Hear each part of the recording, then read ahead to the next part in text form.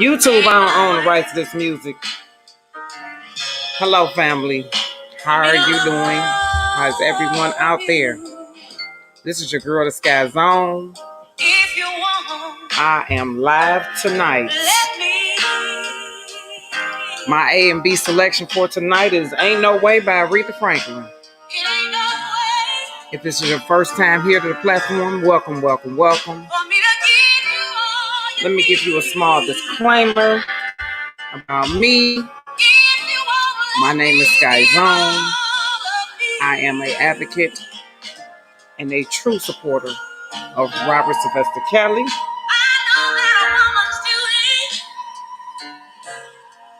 Also known as RKelly. I am here as a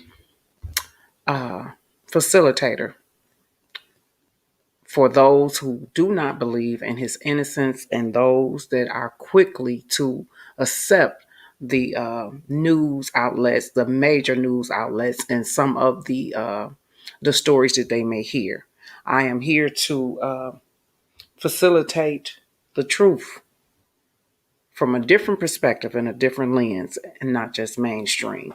I'm here also to present an opportunity for some people to get to know him in another light other than the docuseries that we saw, part 1 and part 2, Surviving R. Kelly. I'm also here to defend his innocence. Guys, welcome, welcome, welcome. Let's see who we have in the chat before I go into my spiel. I see I have the one and only Miss Lady T. Hello, my dear. How are you? You love my glasses? Thank you, Miss. These my dollar store glasses, okay? I got them from the dollar store. My Christmas glasses. Hello, DJ. Too Short, Aaron. Hey, how you doing, Aaron? Y'all done killing me with these names, okay? Tammy, hello. How are you? Okay.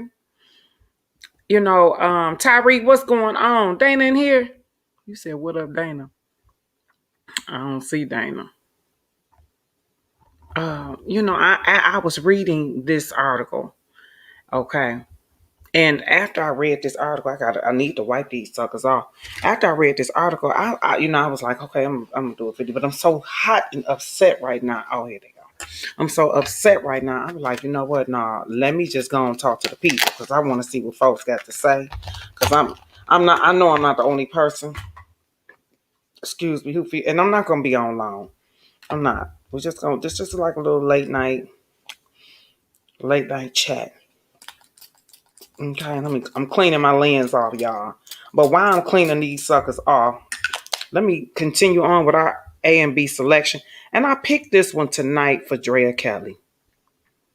I picked this for Robert to Drea Kelly. This is what after listening to this article that I listened to, I feel like this is what he's saying to her.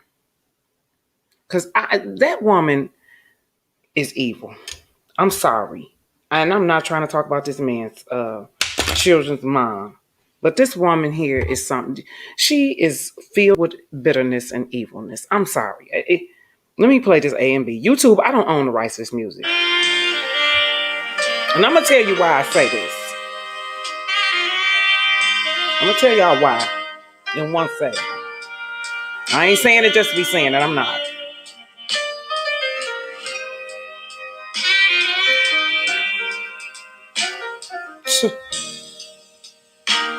All right, now I can see clear. Ooh-wee. I can see clear. There was no way for Robert to love you with all that bitterness and that motherfucking evilness, honey. And you are a habitual fucking liar, Drea Kelly. You a piece of work, honey. I'm sorry. And I was trying to give you the benefit of the doubt, but it's hard for me to give you the benefit of the doubt when I keep finding bullshit. These people are something different. Evil is the only thing I can say. This last article here, this one here got me 38 hot, for real. This one got me pissed.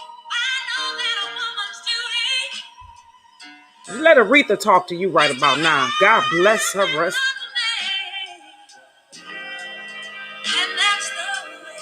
This is bitter bitch syndrome. Let me stop, Auntie. Let me go right into it. Before I start off with her, though, let's talk about this colorism here in this RKelly case. Colorism with us and our own people. Somebody sent me another video tonight, too, and I got a chance to look over that. And it was a man on Facebook crying his polo heart out. I feel so bad for him. He was just a crying and crying and crying. My Lord. Okay, he's a supporter, I guess. You know, somebody else. What's going on? Is that Brent? Brent, you didn't check that. You know, I guess he's a supporter. I don't know. But anyway, you know, and it just brought me into this subject here about colorism. And what's been going on, you know, all of a sudden now that we have these here, and that's what he was saying too, we got these white women. Y'all ain't about to dog these white women. Y'all better not say nothing about these white women on here defending R. Kelly. Well. Y'all better not say nothing about these white women defending R. Kelly. And I know colorism is, you know, I know it is very real in our culture, in our community as melanated people. Colorism is real. You know, we as black folks, we don't like each other sometimes, especially the black women. You know, black women can't stand other black women a lot of times. Hello, Shannon, how are you, baby? You know what I'm saying? And it's sad. It's sickening and it's motherfucking sad. And I know it may appear to be that when I'm talking about Drea Kelly. No, I supported Drea Kelly. Especially, you know, behind closed doors, even before all this shit even came out, when she was on Hollywood Exes, I supported her. You know what I'm saying? But since this have come out, it's just like, you know what? I cannot support this evilness that I'm seeing and hearing all, you know, I'm sorry, I can't do it. Because it's evil. It's no good going to come out. And I cannot believe that a person who claimed, hey, Henrietta, I can't believe that a person that claims that they're a Key grandchild. Okay, you a second generation down. I can't believe that you exuding this much motherfucking hate and evilness, not only to yourself but to your children as well. And I just can't stand by that. And I'm gonna play this article. I'm gonna play this video. Okay. And I was gonna chop it up and break it up, and but I'm like, you know what? I'm just too upset. I can't do that just yet. I cannot. I don't have the means. Okay. And I've been drinking tonight, okay? I've been drinking. Let me give y'all my disclaimer, too. I'm not trying to act like I'm over here, you know. I'm not. You just gonna get what you gonna get, okay? I can't be nobody else but myself. Now please don't try to. I'm not. Don't ask me to be nobody else. I ain't drunk, but I've been drinking. I'm grown. That's all I'm saying. I had a grown lady drink today because it was my son's girlfriend's birthday. So we went out and had a drink and celebrated. We had a crab boil. It was nice. So anywho, get back home. Somebody sent me while I was out. Somebody sent me the footage or whatnot with the brother, you know, being so emotional and everything. Nothing, Shannon. Somebody sent me a clip or whatever, and it's a combination of things. So I got the clip. I'm looking at this man. He's crying. He's so emotional. He's a supporter for Mr. Kelly. Never seen the man before in my life. Okay. Let me just be clear. So boom. So as that, I'm looking at that. Then I open up another thing, and it's now this something altogether different. This had nothing to do with what somebody sent me. This is something altogether different, right? So I open that up, and then I listened to this interview from Drea Kelly. I'm like, oh my God. And I'm like, I wasn't going to listen to it. And I'm like, and it's an older interview. It's nothing new. It's an older one. But I saw it chopped up. This one, I got a chance to listen to the whole thing. So I'm just like, okay. And based on some of the recent research I've been doing, I'm just like, okay, this girl is sitting up here clearly lying. Like they lying like a motherfucker. But anywho, I did not mean to I'm not trying to be fiery tonight. I'm not. But if it come out, just please excuse me. And for the people who just can't stand cuss words, this is your exit. Get the fuck on now, okay? Because I may cuss. I'm just going to tell you. I may cuss a word or two, okay? I'm just going to tell you.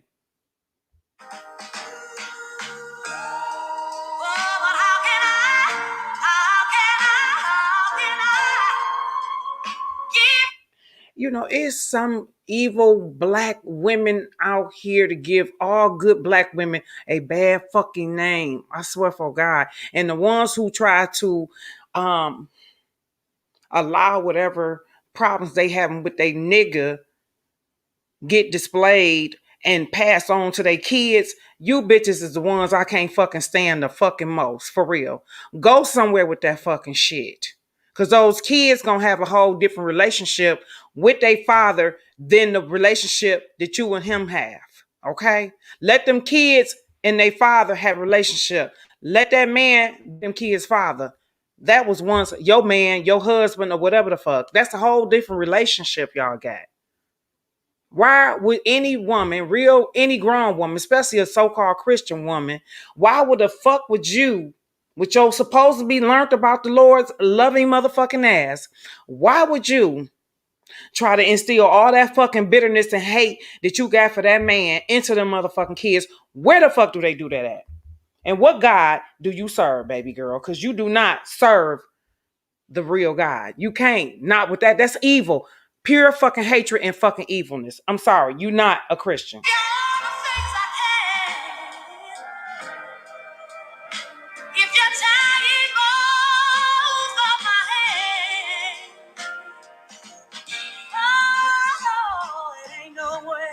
And I get it, because I can understand trying to love Mr. Kelly. Being that man, he ain't no, because I'm hearing different people, oh, he had a big old ego. You had to compliment him all the time. You had to tell him he was fine all the goddamn time. You had to say this and that. Like he just constantly needed his motherfucking ego stroke. Some of these women, this is some of the things they have said about him being in relationships with him.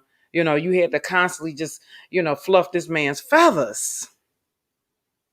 Which I don't believe that shit. I don't believe that. He does not come across the type of man.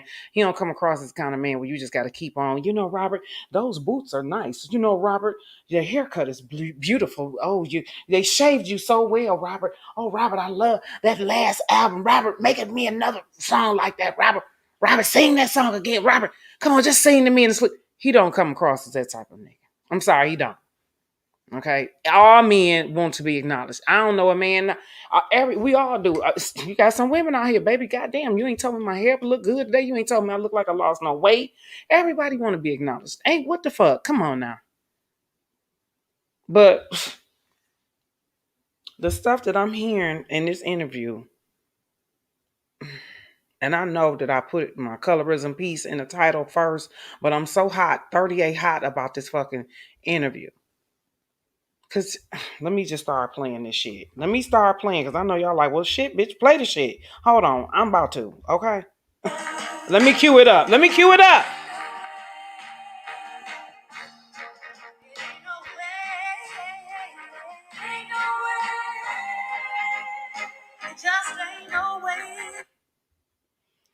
Especially when a man has a male child. When a man has a male child, he has made himself over in a male form. King, and then you got the prince there.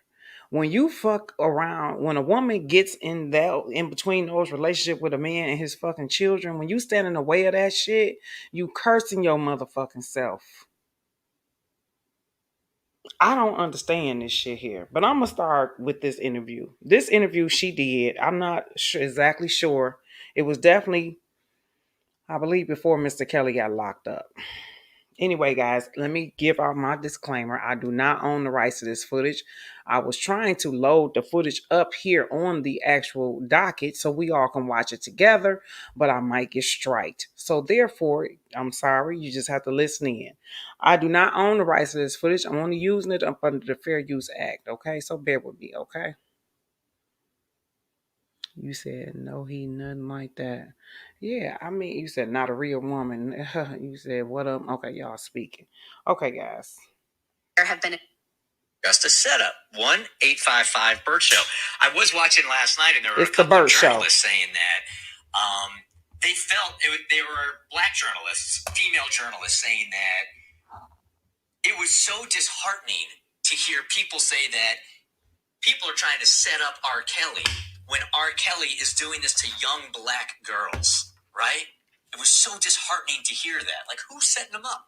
Yeah, there was one part of the documentary too, because I do feel like race is important to talk about. And a man said, you know, after the trial, because he was acquitted on all charges, those four. And let's be clear here with this piece here. I'm tired of them running with this narrative that, the only reason why he's allegedly getting away with all this here is because these are little black girls and nobody cares about little black girls. Us as a black people, we should not allow people to write our narratives, especially when it comes down to colorism. Other nationalities should not be able to define this. They're running with this narrative, got you looking like a goddamn fool saying some shit like that. Another example of black on black crime with us ushering in. We're being used to destroy our own motherfucking selves. Let's stop doing that shit, please. Don't allow people to run with that fucking narrative. Oh, he wouldn't do this. No, society would not. They the ones who don't give a fuck. Okay, that is black girls. But they using the reverse psychology on your ass, telling you, yeah, RKelly wouldn't do this. And see, he's only getting away with this if it was because it's little black girls. Well, I thought y'all said he working with a whole group of motherfuckers. Thought y'all say he had the police behind him, the DEA, and everybody else behind him. So it ain't just him getting away with shit, apparently. Apparently, it's a whole bunch of people not giving a fuck about it being little black girls.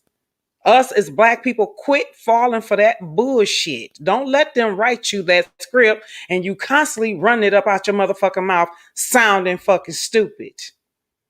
Knowing goddamn well they don't give a fuck about no black girls. Okay? They don't give a fuck about none. It ain't so much as Robert don't give a fuck about none. They don't.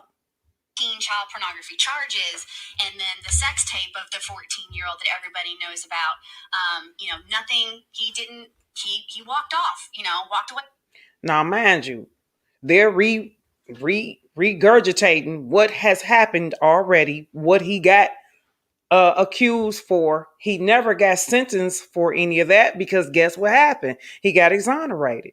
Okay, but this witch is sitting there allowing them to sit there and say all of this. See, this is why I pray to God that this go round that he get him a strong woman. And I don't give a fuck. She can be black, white, or pink. I don't care. Because at this point in time, I don't even know if I want him to be with a black woman.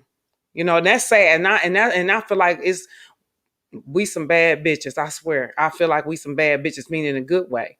But then I know the evil side of black women. And this right here is the evil side of black women. And all the other black women that come into my chat and say all dumb, stupid shit without looking at the facts. These pack of fucking hyenas all need to roll to fucking together.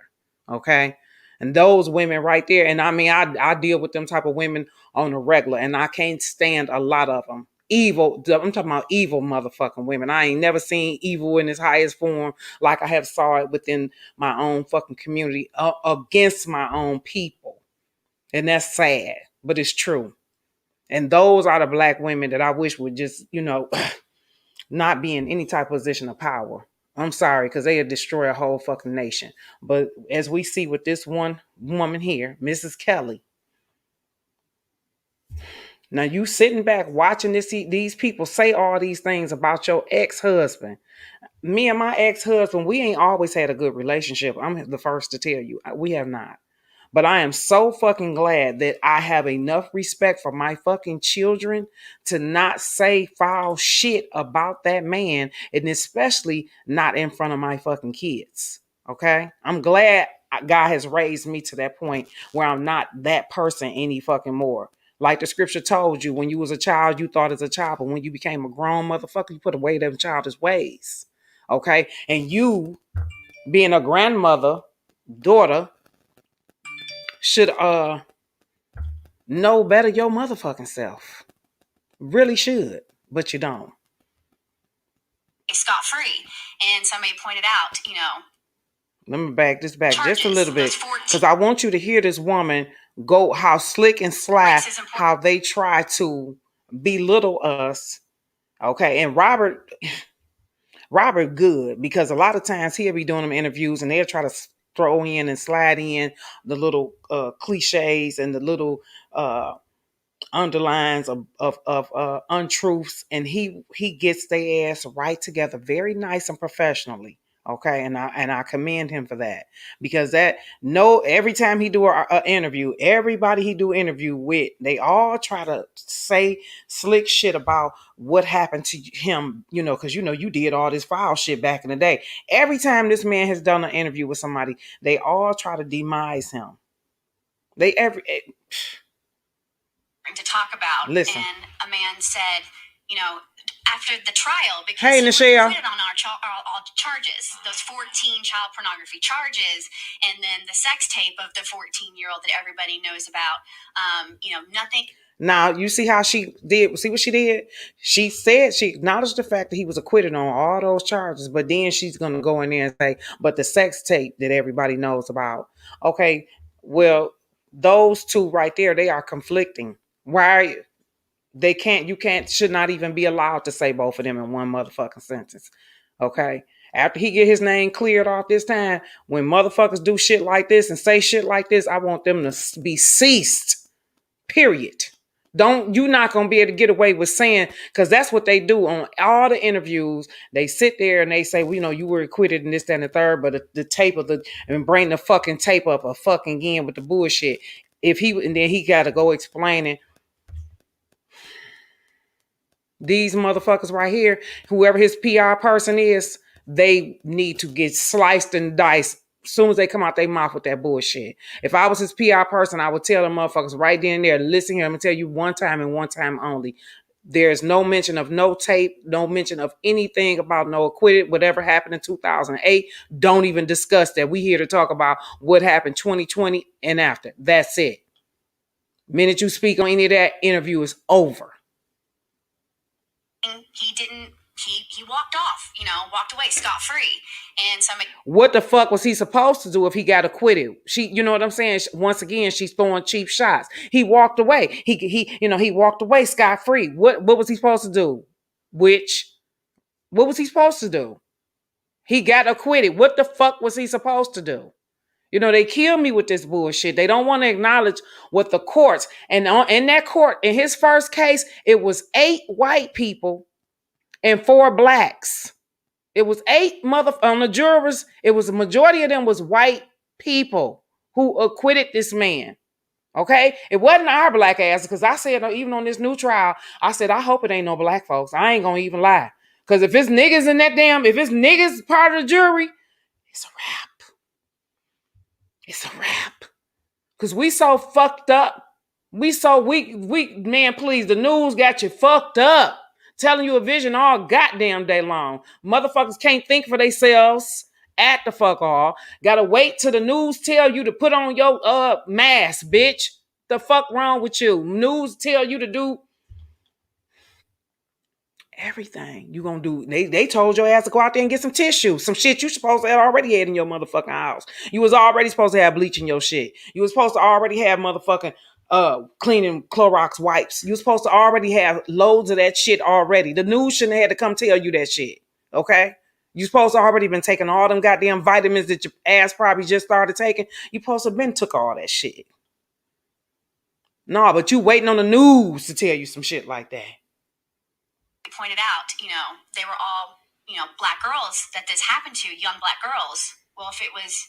Now, if you're going to tell our story, and this is why another reason whoever his new PR person is, who when they get to trying to tell our story, you tell this shit right. They was not all young black girls. Because Lizette, if I'm not mistaken, I don't see a nigga nowhere up in her motherfucking ass. To me, I heard she got Espanol written all over her motherfucking ass. Okay? Now, color me red some more. Because she's not black. Cut it out. If we going to call it, let's call it. Young white girls, would there have been a different outcome? Yeah, I saw that last night as I was watching. And that was so difficult for me to try to answer as a white dude. Because here's where my privilege comes in. Here's where it's so hard for me to answer this as a white dude. Because where's my privilege come in. You listen to this motherfucker? Here's where my privilege comes in. See, they know who the fuck they are. Black folks don't know who the fuck they are. Unless you talking the right amount of money. Niggas can be bought and paid for. That's what I cannot stand about some of my people. You put the right number up there, motherfucker be please trade you in for a motherfucking cheeseburger. Okay? Without fries. Goddamn shame. They would have no difference to me, but I'm a white guy. So Mo, as a black dude, when you're watching this, it's probably going to have a very different impact on you than it would me. Especially having sisters. Exactly. 100%. I mean, it's unfortunate. And you really do have to.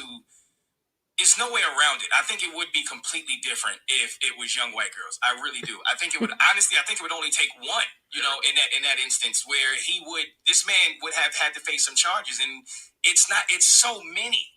Then you done got this here buffoon coon up here. He's going along with the hate train. Yes, because I think that if basically saying if it had been white women, yes, somebody would be going to jail. Now they gonna use black people to reiterate some shit that they are how they really feel. Okay? But they using black people to do it. Because they know if they say it, they can't say the shit as white people. They can't get up there and say, listen here, Robert had did this to white women. He will be locked up. They know the world will be in outrage. So now they have figured out, well, you know what? We don't got to say little racist shit no more. We'll find us some coons and coonettes to say this shit. Okay? We'll get them to say the shit. And that's what they got right now with Toby talking. I mean, how could you possibly think that he's being set up? Lifetime did such a great job of really documenting everything and putting it right in your face and giving you perspective of all that he's done, and people will still defend him. And I do think it makes it. You need to shut your black ass up, Toby Fi. Okay, shut the fuck up. Because what you need to do is do your fucking research a little bit more, motherfucker, and find out why did all those black writers from Surviving RKelly walked off the set, nigga. Why did they pull out? All those black writers who wrote the first Surviving RKelly, all them black motherfuckers got mad at the white writers. They had their own motherfucking colorism going on inside the production team. Yeah, because that shit wasn't black enough. It wasn't black enough for them. The black people was mad that the white writers wanted to make the story white and not black enough. They really have done a doozy. See, these are the niggas I can't stand. These are the black people I cannot fucking stand. These are the ones that I pray to God that do not get called in for jury duty. I hope they go get them some more white folks. Because if it wasn't for white folks, this man would not have walked free the first time. Okay? It was the white people who did not believe them motherfucking black girls that came up in that motherfucking courtroom. But now they using niggas to tell you, oh, you niggas, even the niggas know that he ain't no good. Difference. Yeah, Dobby, did you watch it? I'm at episode 3. What's going on, Dom K? And I was just in too much of a funk already. Yeah. I was like 10 minutes in. I was like, I can't do this right now. It's so emotional. And I think so too, Dom K. Dom K. If they put some black people on that in that jury, we'll know. Cause guess what? He'll get found guilty. Okay. I'm sorry, but we so fucking color washed right now and tie-dyed. I don't even trust a lot of my own people. I've been thinking here these last couple of days how some people just happen to be melanated like myself fucked me over about 2 years ago at a job. That's how come I tell y'all I know what it feels like to be set up. I had these jealous ass. It was a fucking pack of these fucking hyenas at this job I was at. And they wanted me out of there so motherfucking bad to the point them bitches created, oh my God. And I'm talking about when I look back and I think about how they created these lies, it was not impossible to do. And by me being a pure person, I was an easy target to get fucked over because I ain't seen none of the bullshit they was doing to me because I don't think like them. I can't think like a thief, a liar, a fucking whore, a cheater, a snake, or none of that shit. I ain't cut like that. A thief, none of that. So people with them type of tendencies, they'll see me as easy prey to a degree. You see what I'm saying? Because these hoes was clever, which lets me know they do this shit all the fucking time. They knew I was green. They like, oh, this bitch is shit. We had this bitch up out of here by Christmas. Man, I'm talking about if anybody, it was a job in retail. So if anybody ever worked in retail, then you know that's one of the most scandalous motherfucking jobs to ever have. And I did not know, but I found the fuck out. I wasn't doing no fraud or no stealing, no shit like that. But these bitches were trying to create the narrative like I was. Okay? Oh my God. If you have ever worked in that field before, and I was there part-time. But once they found out, once word got out of who I was, that's what made these bitches get fucking mad. They like, wait a minute, what this bitch doing working up in here then? Why she gotta work up? Why this bitch up in here working with us then? They couldn't understand that shit. They like, well, why she up in here? You know what I'm saying? And who was it? Nobody but my own people, black fucking women. You can't tell me about no black woman. I swear for God, and there's a black, and I love my sisters, but but it's some motherfucking evil ass women in our culture. It really the fuck is. Let me finish playing this shit. And over again, and I don't know how you could look into those eyes and say they're just trying to get a book deal. Like they're just trying to tell their story to anybody that will listen, because this guy has been grooming and picking women off playgrounds since they were 14. You hear what this what this witch said. She said this guy had been grooming and picking up kids since they've been on the playground. Since you heard what she said. I didn't get it all. I'm not I'm paraphrasing. Let me back this shit the fuck up what this witch Hazel just said. Since they were 14. Wait. Now, mind you, this after she acknowledged the fact that he has gotten acquitted and everything, she's still gonna come with these here undertones. And I swear for God, when his PR person going forward, these kind of motherfuckers, this type of media press, we cannot sit back and allow motherfuckers to say shit like this. And tell their story to anybody that will listen, because this guy has been grooming and picking women off playgrounds since they were 14. First off, I didn't know women be on motherfucking playgrounds since they was 14. You got to listen to the wordplay. This guy had been picking and grooming women up since they've been on the playground. See, she couldn't say kids because she know goddamn well it ain't no validity in that. It ain't no truth in that at all. So she got to come another direction. We have to be mindful of that shit, okay? We got to be mindful of that shit. What's going on? Keish T, you in here? What's up, baby? Listen. Sick to see these women crying over and over. And it makes you sick to see these women crying over and over again. And I don't know how you could look into those eyes and say, they're just trying to get a book deal. Like, they're just trying to tell their story to anybody that will listen, because this guy has been grooming and picking women off playgrounds since they were 14. I mean, even Chance the Rapper, who said, that he didn't believe it a lot because it was black women. This is a man who has a black wife and a black mom, right? Even he said that. There go the coon going back in again with his bullshit. Even Chance the Rapper said blah, blah, blah, blah, blah. Another coon. You gonna sit here and talk about what some motherfucking Chance the Rapper, who already then got on here after this man have gave him a career that he would not fucking have if it wasn't for RKelly, okay? He did help you, motherfucker. Him along with Roshana's brother, motherfucker, okay? You wouldn't even be in this industry, nigga. But you got in and you do like most people do, most black folks. Once you know what I'm saying, they get in and forget.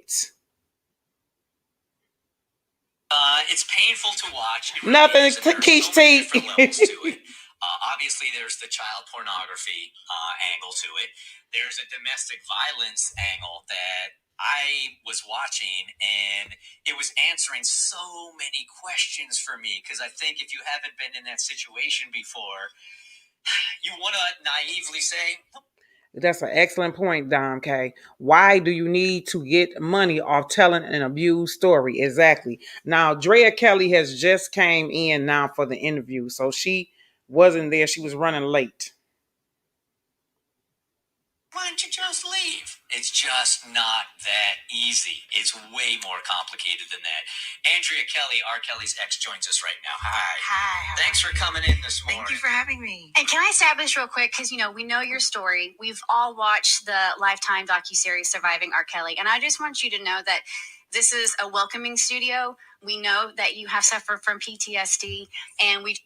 So now she's going where she suffered from PTSD.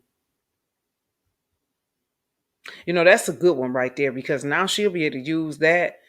Let's say Robert get freed today. Do you know this is another avenue for her to sue later on? See, this is another reason why I feel like I'm so outraged to a degree when it comes down to her, because I see all the different angles where she possibly may be coming from. Why she just won't let it go. Even when she talks, when she was on the reunion show, when she talked, you could hear her. She has not gotten over it yet. You are still on the hook. They don't even want you to be caught, sis. She has not. She wants that man to suffer with blood, sweat, and tears. This woman is the woman who was in that Tyler Perry movie, Alchemy, I believe it was called. With Taraji. Remember that movie? This is her. Just want to make sure that, this is a very tough topic we're going to talk about. We know it's important to talk about, and we know it's important to talk about, which is why we're here and why you are here. And so I applaud your courage and just want you to know that this is an accepting studio that's going to just be asking tough questions. Okay, thank you. Thank you. Hey, Unique Thoughts. Thanks for coming. I want to start at the very beginning, right? The very, very beginning, because my knee-jerk reaction in the beginning was, because you were married to this man for 13 years? Well, we were together 13 years, married almost 10. Together 13 years. So now listen, because this is a very intricate piece right there, what she just said. We were married 13. We were married. Let me go back. Because she said they was married 10. We've been knowing each other for 13 years. Y'all remember that? How many years they was married? 10 years. But we've been knowing each other 13. So it's fair to say that what? You knew this man for 3 years before you married him. Correct? Correct. Okay, listen, I'm going to have her say that shit again so you can hear from her and not just me. Knee-jerk reaction in the beginning was, because you were married to this man for 13 years? Well, we were together 13 years, married almost 10. We were together for 13 years. We was married for almost 10. Verbatim. That's what she said.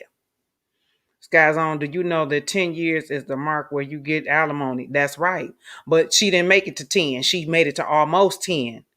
She didn't make it to 10, Don K. She was right there on the cuff. Now, I don't know if he was slick and said, you know what, I ain't about to get this motherfucker them 10 years, because he divorced her. And I don't know if that's why she's so mad and bitter. You see what I'm saying? I don't know. She could be like, oh, this motherfucker, and you divorced me right at the 10-year mark so I couldn't get the alimony that I really could have gotten? Because she could have got probably more money, okay? This is a hate train of money. But my point now, I want you to listen. I want you just to listen what she said. We were married. We've been together for 13 years, but we was married almost 10.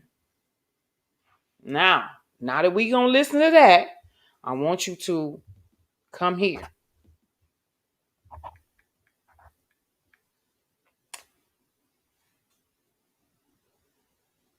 I ain't gonna go there. I'm gonna just tell you this right here. They got married in 1996. 1996. Well, Drea, if y'all was together 13 years, then he was with you while he was supposed to be with Aaliyah then. You heard what she said. He was with you then while he was supposed to be married to Aaliyah then. Y'all heard that shit, right? But listen close, because you're going to hear her tell another lie. They were together for 13 years. But we were only married for 10. Let me rewind it back for some people in the back, way in the back. Pay attention. My knee-jerk reaction in the beginning was, because you were married to this man for what, 13 years? Well, we were together 13 years, married almost 10. You heard her. We were together for 13 years, but we were only married for almost 10. So, with that being said, and if Aaliyah is supposed to have been the first wife, Drea Kelly, then goddamn it, what, you was his side chick? Or was Aaliyah the side chick? Allegedly. See, this is why you can't believe the bullshit, okay? And if she knew him for 3 years before they got married, that means she lied all the way around, because she would know that there wasn't any abuse going on. She so full of it. Look. But let's give truth to light with this other bullshit. These motherfuckers keep on going on back and forth all around town with the Aaliyah, okay? And God rest her beautiful soul. But I'm just sick of it. I want them to leave her. I wish they would, but they're not. But since they want to go there, let's go. Let's deal with these lies with their truths. This was she claiming. They was together for 13 years. If you look up when he married Aaliyah, allegedly, he married Aaliyah allegedly in 1995. Allegedly a year before he married you. So, with that being said, Drea Kelly, what was you then? And what was you while he was with Aaliyah? Obviously, you was his side chick. Obviously, you was a cheater. Obviously, you was cheating on him. You was his side bitch while he was married to his first wife, allegedly. What makes you a fucking hoe? Okay? A fucking cleanup woman. A goddamn house wrecker, home wrecker, hoe. Okay? That's what that makes you, if that's true. Unless somebody motherfucking lying here. Okay? See, this is why you can't believe all this bullshit. Okay? And let me go here, because I know it's some motherfuckers out here who feel like I'm lying. So let me just go here real quick and give you a factual fucking date. For some of y'all who got off the phone, and maybe you looked it up real quick. Maybe you didn't.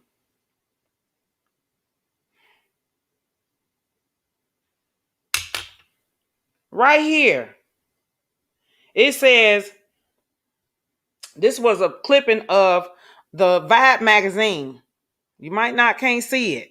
The Vibe magazine clipping here, the date. Let me see if I can get that date in there for you. Okay, let me see if I can get it over here. Hold on, it's trying to catch it. Okay, you can't see it. You cannot see it, but I'm going to blow it all the way up and try to see. So y'all saw that. Let me tell you what this Vibe was saying. It says RKelly, his sex, the soul, the sales, and his scandalous marriage to teenage star Aaliyah. That's what that says right there. You can kind of see that. That was a Vibe magazine. That was January of 1995. Now, I'm going to blow up the 1995 part right there. Okay? 1995 issue, January the 6th, right before his birthday. You see that date, 1995. Y'all see that on the side of my phone. Look right here. My right, your left. Y'all see that 5 right there. Try to get a good glare. Okay? Damn it. Y'all see that 5. Don't play with me. Boom. Now let's see here now. And then they kept on showing this ring off with Aaliyah. Even if Robert did marry Aaliyah, allegedly. First off, they claim this the wedding ring. Kiss my ass. Kiss my motherfucking ass, okay? Please, because she wore that ring right there all the time on her ring finger. Get the fuck on up out of here. Riddle me that, okay? Which way you can kiss my motherfucking ass with that bullshit? Because that ain't no wedding ring, dummy. Boom. Drea Kelly was married to Robert in 1996. She got married to Robert in 1996, right here. These both of her husbands, even they got in there when she married Brian. Okay? But if you Google her, you will see when she allegedly got married. And it's, if you looking right there, you see right there where it says they got married in 1996. And try to open it up all the way. 1996, they allegedly got married. Okay? That's when she married RKelly. 1996. And then she married Mr. Brian over there. But they was married from 1996 to 2009. But in 1995, they was saying that he was married to Aaliyah a year before that, allegedly. That was the rumor. So, Drea, you just sit up here and told us, too, that you was with him for 13 motherfucking years, which means that you was with him before Aaliyah. And allegedly during, if we're going to go by this urban myth of this bullshit.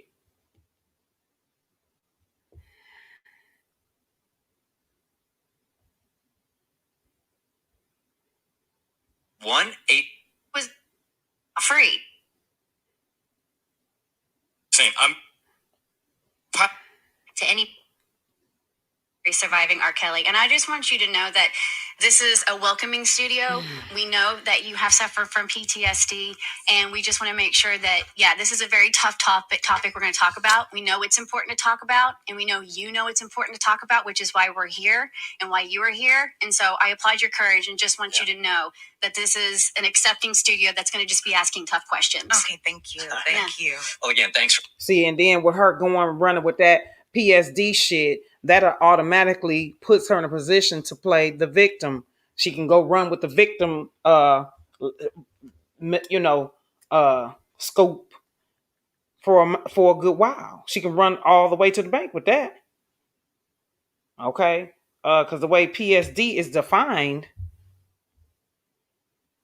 Wait a minute. I had put that shit up. But anyway, let me see if I can look up the PSTD. Is it PTSD? The way it's defined, post-traumatic disorder, okay? Some of the symptoms is sexual assault, it's traumatic. It's a mental disorder that can develop after a person is exposed to a traumatic event such as sexual assault, warfare, traffic collisions, child abuse, or other threats on a person's life. Symptoms may include disturbing thoughts, feelings, dreams.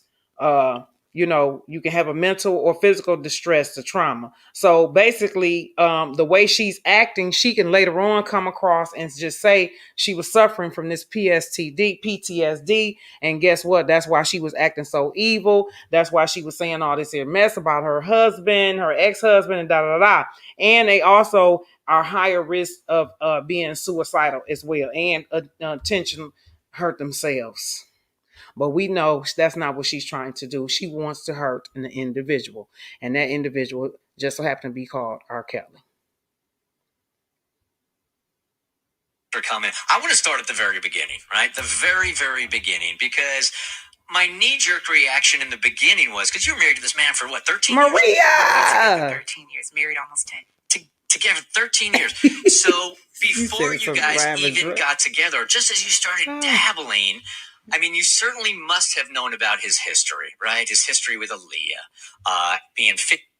You said he's illiterate. You're ain't. So why are you broke? We know why she's broke, because she was living off the child support instead of trying to maternalize that into some more liquid. Okay, she was living off of it. There's a saying: you can't be a millionaire and spend $1 million. You're not a millionaire anymore.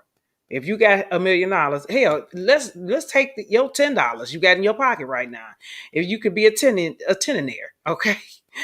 If you spend that motherfucking $10 that you got, are you still a teninaire? No, you're not. If you spend it, you ain't got shit. Same way with the money. If you got it, your whole objective is to keep it and use some motherfucking body else's money. 15 years old when they married. You must have heard some of the rumors about his attraction to younger women. Did you not hear any of that before you got married or hooked up with the guy? Here's the thing. People don't understand that I didn't just meet Robert and we got married. He was actually my boss. I'd worked for him. So during the era of Aaliyah, I was just his dancer and his choreographer. So she claimed that during the era of Aaliyah, she was his dancer and choreographer. But I just gave you all the facts. I just gave you all the fucking facts. Okay? From 96, when she got married to Mr. Kelly, to 2009, that made her almost at the 10-year tenure that she's claiming. And I want to say that might not even went to 2009, it might be 2006. I have to go back there and look at my fucking notes. You claim, though, that you were with him for 13 years, Drea Kelly, which means you was there during the Aaliyah time, because Aaliyah came around, okay? Definitely he met her at first in 1991. Then she went off. Boom. He didn't see her for a while. He only met her in 1991. Boom. 1994, they reconnected to finish up, where they left off at, to work on her album. It was just an introduction in 1991. Then in 1994, that's when she started working on her album. So you were around. Cut it out, if not the fucking half. I actually had a fiance. I was engaged to be married. Here she go again with her train of marriages. Once again, now she had a fiance. He only asked you one question, and it was simply, were you around? Let's go back to what the fuck he asked her ass.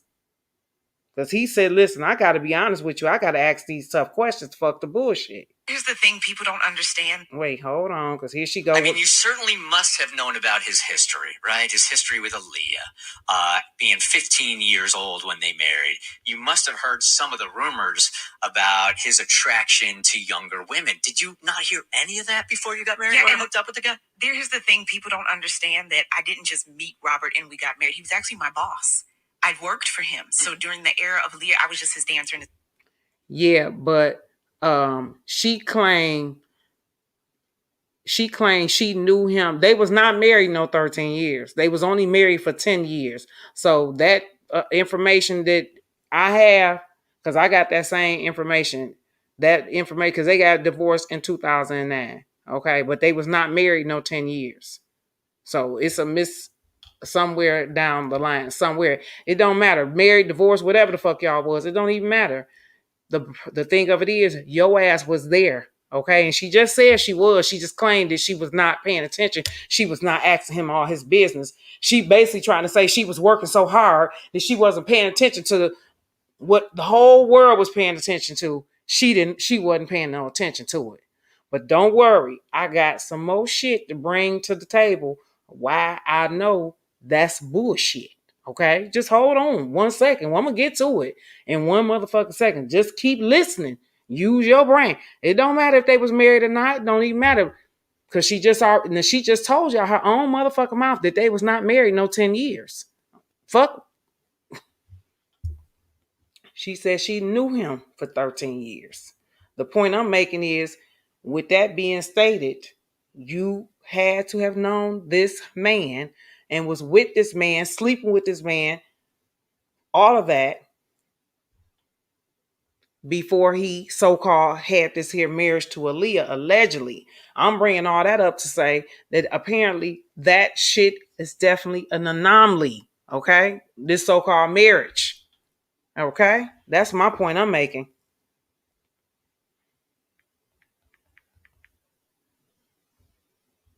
I actually had a fiance. I was engaged to be married, living my own life. So again, he's just my boss at that time. His personal life is his personal life. That's his business. I mean, just like the rest of us, we don't go to our boss's house and go, so, hey, what are you doing in your bedroom? That's none of my business. So I think that people don't have that understanding that we weren't even connected romantically during that time. I was just an employee of his. The dancers, we were also in separate hotels. We had our separate bus. So what he did in his private life, he made sure he kept that separate. Now you hear her. She said they had a separate bus. But you also have heard that on Surviving RKelly, that all these motherfuckers was in the same bus. You heard Javante tell you that everybody was in the same bus. Fuck it. Let's go past Javante. Let's go to public announcement. Now, I know some of y'all have seen that interview the public announcement did on DJ Vlad. And if you haven't, go over there and look at it and listen to them tell you that Drea was on that bus with them and those dancers, and they all was on the same bus, and she was in the room with all of them. And one day, it wasn't no more her being in the room with all them. She was in there by herself. She had mastered the man. Okay, so let's listen further to her shit. From his business world. Can I follow up with that for just 1 second? Yes. Because there were so many people, and Kristen's right, you're in a welcoming room, but I have to ask real questions. While I'm watching this special, there are so many people. You said, and we also don't cheat on our fiance and fuck our boss either. Exactly, Dom K. I was just about to go there, but hold up. Wasn't she supposed to be engaged? You just said you had a fiance at the time. So at what point in time did you get this close relationship with your boss and say the hell with your motherfucking fiance? Was it before he so-called did this annulment with Aaliyah or after?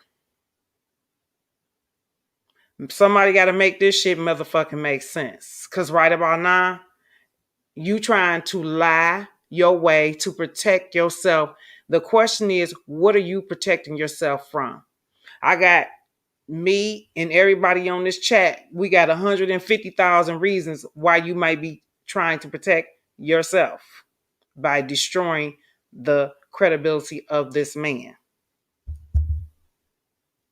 That were also hired by RKelly that really knew what was going on. But you're saying even as a dancer up there on stage with him, you had no idea what was going on beforehand. You didn't know anything about Aaliyah, nothing. And I said that in the documentary. I don't know if you guys saw that part. I said, as a wife, like, did he have a doppelganger? What is going on? And it became reality to me. The way you can do it, it's facilitated because you have a team of people helping you. Now, she's going to throw the ball. She's throwing the ball now to, well, he has a team of people helping him. Well, my question to you is, did those team of motherfuckers come and bust your eyeballs out your motherfucking eye socket? Okay? Or did they come and knock your damn eardrums out your fucking ears? Okay? Now you hear no evil, see no evil. Okay? Get the fuck on with this. This man knows that you are fucking lying during this fucking interview. And so do we. Okay? But, okay, I'm going to back this up because I want you to hear how she goes when he asks her this, how she persuades the conversation to, I don't know if you all heard me say all this, but I said all this here in Surviving RKelly. Okay? He not the man asked you precisely, did you not see or hear what the fuck was said about this man before you married him?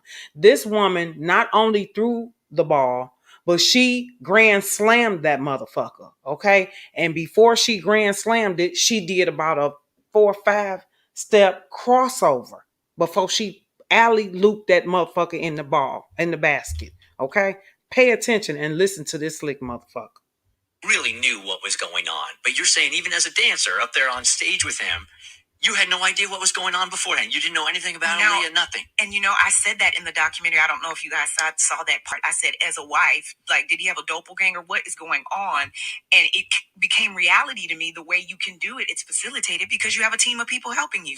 There's no way that you can be in the studio here, going picking up people from the airport, putting them in hotels, going to see them, come back, see your kids. Like, how can you do all of this? And it became a reality to me that, oh, he's not alone in what he's doing. That's how it's happening. Do you want to hold those? So she didn't projected a whole nother image in front of them. She didn't took it all the way to, I thought about, myself. How can he do it? How can he have kids? How can he do shows? Now she didn't gave them a whole, now they was talking about it. She was able to take them from talking about Aaliyah to putting a whole different projection in before their eyes. She she fast forward that whole conversation. She took it from 1996, 95, all the way to 2001. Just by that one little statement. This is clever, but not clever enough. People accountable to who help to facilitate his behavior? I do, but I'm not judge, jury, or God. So at the end of the day, I always say that's between 3 things in this world: God, karma, and the grave. This woman is something terrible. God karma in the grave. She wants blood from this motherfucker. She's a dangerous tool here. This thing is dangerous. Like who? You don't know a celebrity yet. You have not seen one to date get on national TV and talk about they fucking ex-husband or the current man. We ain't seen no shit like this in Robin Givens. Who the fuck and where the fuck do they get these type of women from? This woman here, what the fuck? Why are you so fucking mad? What is the issue at hand? He must have told her that he was going to be with her forever. And she wants blood from out this motherfucker. I wish you could see the way she looks when she's talking. I wish you could see it. I cannot say. I just speak up because I'm a survivor. And I really wanted to bring validity to these women's voices after being away from him almost. You really wanted to bring validity to these women's voices. So by you coming on the hate can't tour, you giving a lot of truth.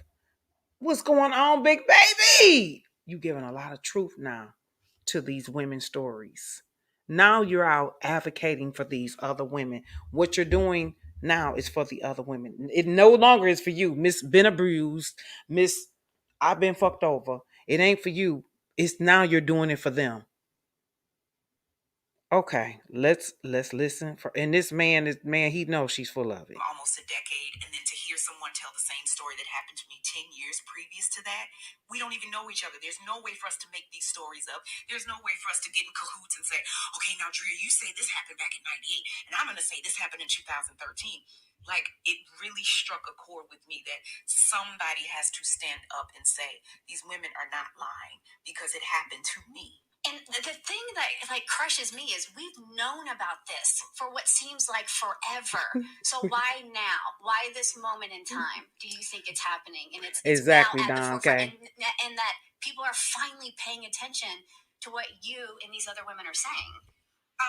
Well, let me go back to saying at the end of the day, and we have to be really real with ourselves, because we're women of color in America. Exactly, Desanya.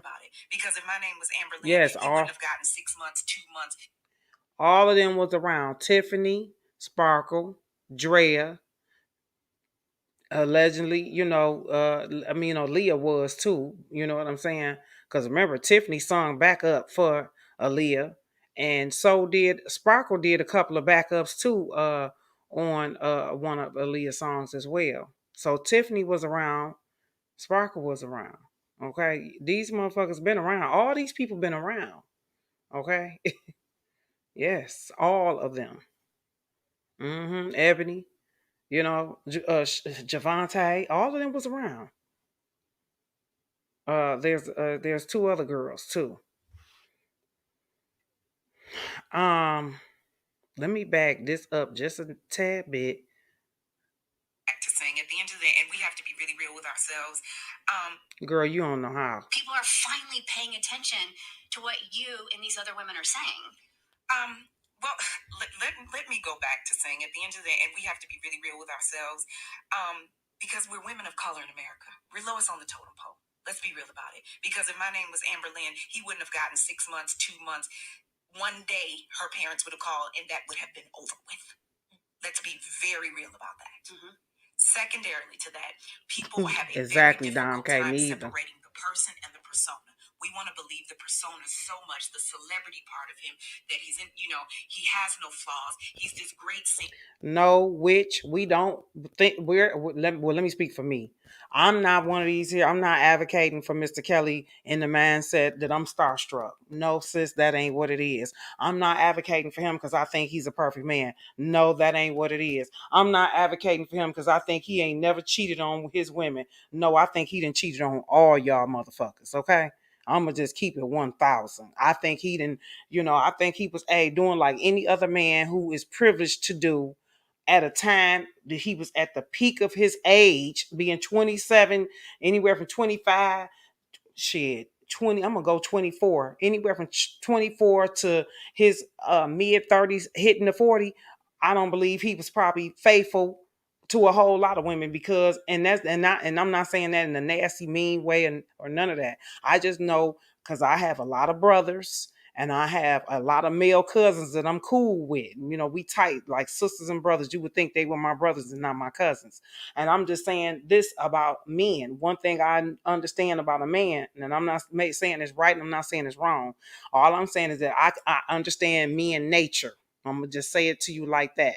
At that peak in their lives. I know, you know, we all go through highs and lows, okay? And we go through, you know, you go through a period where you outgrow certain things. And some men have not outgrown women. And him being the type of man who ain't got to try to talk to no woman, it's so easy for him to get women. He don't got to work hard like the average nigga got to do.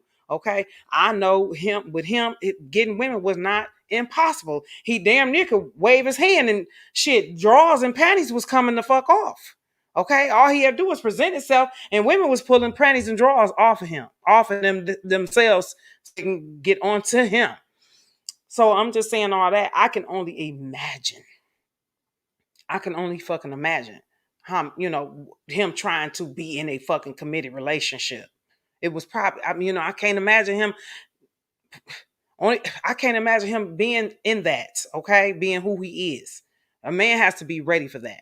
And I'm not a man, but I understand men. And I'm not saying it's right. Trust me, I'm not saying that at all. Only thing I'm just saying is that I understand, okay? We see the cars and the videos, so we get caught in the fairy tale that we forget behind that persona is a person. And unfortunately, now you talking about we get caught in the fairy tale and the person. Speak for your motherfucking self, because see, you can quit trying to play the victim role. You only gonna be able to run that on these here people here, okay? You can't run that shit down on no real motherfuckers, okay? Because you can kiss me and miss me with the victim shit. You saw them cars and them clothes and all the other shit too. Remember, you claimed you was at the soup kitchen, okay? So him being this here mega person and you taking on this here good job for this mega star, hell, you was taken by some shit too. Cut it the fuck out, if not the fucking half. At that time, you wanted to come up out that soup kitchen, sis, so cut it out. this person is flawed. It is a monster. It is hard to deal with. So some people want to turn a blind eye because I don't want to believe the same person that sings I Believe I Can Fly is the same person who abused his wife. So I'm going to stay neutral and just say, I'm out of it. That's him. And again, if it doesn't affect you, that's just how we are as human beings. And it's sad that we don't have that community feel anymore, that what happens to one happens to all until it hits close to home. Then everybody wants to get involved. Even with celebrities, like I say, I'm really upset about it. And I don't care if they're mad at me. Me Too movement, John Legend, all these people want to come out. Don't support us when it's trending. Okay, women are losing their lives every minute, every second of every day. That's why my initiative is Domestic Violence Awareness 365. You're not helping me because you want to lend a voice because it's trending. If it's something that you felt and you feel this strongly, why didn't you say it before we did the documentary? Same reason why you didn't say nothing before you did the documentary. Now she's gonna go on to say that she was talking about domestic violence when she was on the Hollywood Exes. I never heard her speak about domestic violence until that Surviving RKelly came out.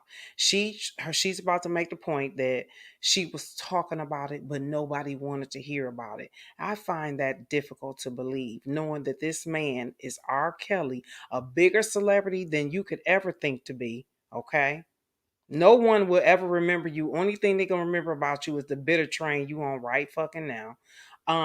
But RKelly being who he is, I find that hard to believe that no media picked your ass up and talked about this so-called domestic violence that you claimed that you were speaking on before Surviving RKelly, after or during Hollywood Exes.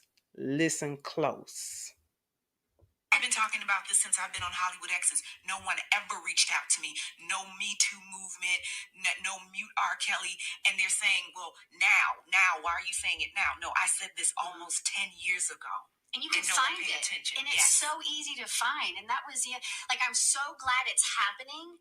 And I'm...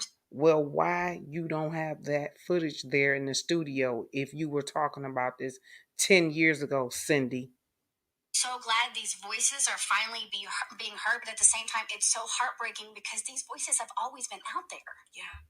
Yeah, but you have to understand too, where there's money, there's power.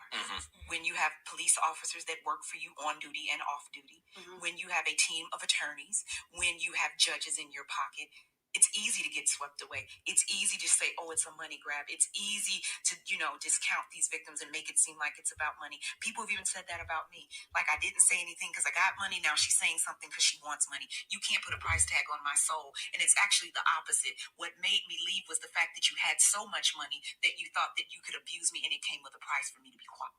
No, what made you leave is the fact that your husband did not want to be in this marriage with you anymore, okay? That's what made you leave. Because your husband realized that he was not in love with you. He understood that he loved you, but he understood also he was not in love with you. And how you acting right now before the whole world lets me know I can only imagine how you were acting inside and behind closed doors. Behind those closed doors that you claimed you were locked in and no one knew your ass, you were a pistol fucking Pete, a dictator, a witch maker, okay? You are a piece of work.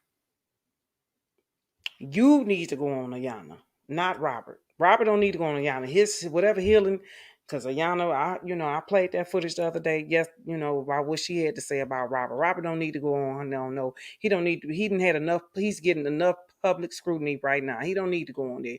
You do. You the one on the hate train. You need to have your ass on there. And I don't give a damn how cunning and how slick you say his ass is. He is the big fish. He need to have his healing behind closed doors. Only thing we need to know is that, hey, he's in therapy. We don't need to see the process. We already seen it was devastating enough to watch the Gayle King interview. This is Drea Kelly. This is RKelly's ex-wife. But since you're on the train to get all that attention that you missed out on during your marriage, you go on Ayana. That's what you do. That way you can make up for all that hell that you didn't get, all that coverage, all that, they don't know who I am. Nobody knows me as this man's wife. I'm a secret. Nobody know. Nah, the world can fucking know. Everybody will know now. Go on, Ayana.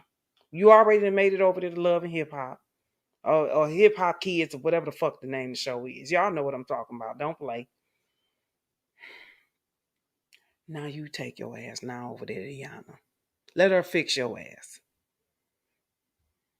We focus on the domestic violence. And when she get to you and talk to you about them kids and what you doing, because I can't stand, I ain't no way in the coming of Christ, I cannot see Ayana standing by you doing what you doing and doing this all before your children. Because you can say whatever you want to about Robert and what the fuck he doing before his kids. We don't know about Robert, what he doing. You the one telling us about that shit. But we damn sure know what you doing before your children and the world. And that right there, I can never be. I don't give a fuck. I can never be with that. I don't give a damn. I can't be with that. No, ma'am. And see, and I could be with you on this shit if I didn't catch you in these lies. See, but these lies, ain't no need a lie. And then you want to play somebody like they're completely stupid. You sitting up here talking about you didn't know he was married to Aaliyah because you was just, I was a worker. I didn't pay attention. Do you pay attention to what your boss doing? Hell yeah, everybody pay attention to their motherfucking boss. Who you think you talking to? A goddamn fool? It ain't a motherfucker in this chat right now who don't know shit about their goddamn boss, who they married to, and who they fucking on the side and all that shit. Girl, go on with all that bullshit. People ain't stupid. Oh, but I forgot. But he got away with so much because he have a train. He got an engine. He got a crew of people who work. He got people that work for him. Cut it out. Here for just 1 second. You said that there was a period there of 3 years that you guys were dating before you got married. Yeah.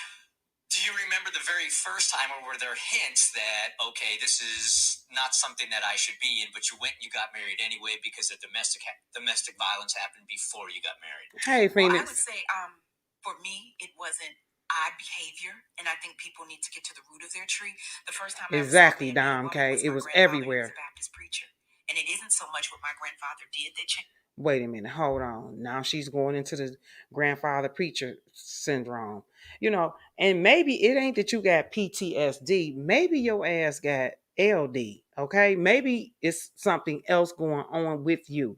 It could be something else. Seriously. I ain't trying to take a punch for her right there. You know what I'm saying? But I'm just saying, we seeing with people with multiple personality disorders too. Okay. Jaguar right. Need I go further?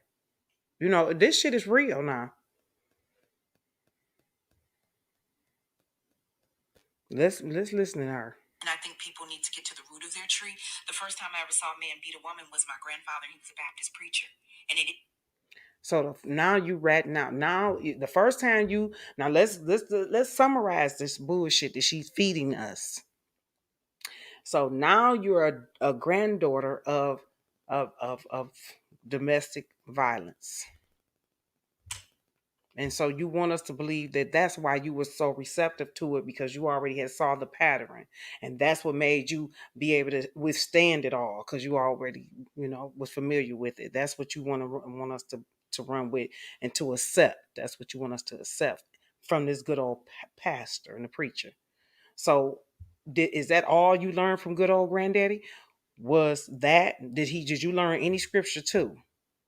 Because the way it's going, you didn't learn no scripture at all. But okay, aside from that, this is what made you receptible to this here beating and all this abuse that you took from Mr. Kelly. That's the story. My question is, what was you accepting before you married him and you saw all his whoremongering he was doing and all these women throwing their vaginas and shit on him? What were you doing then? Because remember, and I got the clip. Excuse me. Let me go to this clip right here. Excuse me. I told y'all I've been drinking. so much. Hold on. Okay. What was going on when you said this then? Okay. And y'all with me, right? I gotta find out what. See, I was drinking some. I usually just drink tequila. But tonight they had me drinking a little bit of whiskey tonight. And I don't drink whiskey. And this shit might got me a little feisty tonight. That might be the reason why. If I'm coming off feisty, that's why. Because I don't drink whiskey. I'm a tequila drinker. So I probably shouldn't drink that no more. But listen at this here shit here. Okay. This is what this is why I don't. This is what the fuck I'm talking about. I was like, okay, I don't know. You RKelly now. Remember she was in the blind. She didn't know. She had her blinders on. She was reading her Bible. When Robert came and found her ass, she was on Proverbs 3:2. Okay? She was off in the corner somewhere reading her motherfucking Bible. And unless it was time to come out and dance and wiggle. Okay, 8 counts of who? To the left, to the right. That's the only time she could come out. Okay? Because she had her blinders on. She didn't know shit. Remember, that's the storyline she just gave to you. You remember, don't you? Now listen to this shit right here, what she was saying on this other program. Listen. I know you got. I was like, okay, I don't know. You RKelly now. I know you got a lot of girlfriends. We ain't gonna never be together, boo. I ran for him for 2 years. Nah, see these years adding up. You ran for him for 2 years. So, as his employee, okay, you were running for him for 2 out of them 13 years. You was running for 2. Because remember, she said, I've been knowing him for 13 years. We've been married for almost 10. So right here, bingo, 2 of these years you was running. So he was pursuing you while he was allegedly married to Aaliyah. That's what you want us to know.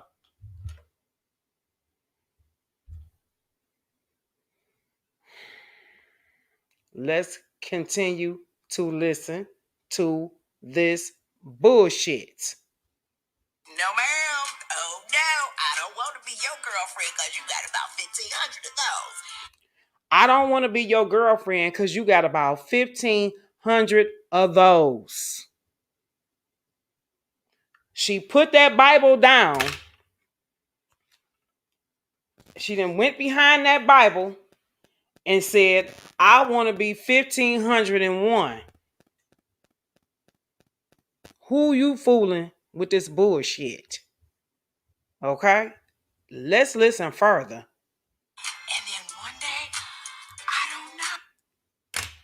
Then one day out of nowhere, God came down and shined a light on your black ass and told you to marry Robert Sylvester fucking Kelly. Or was it this?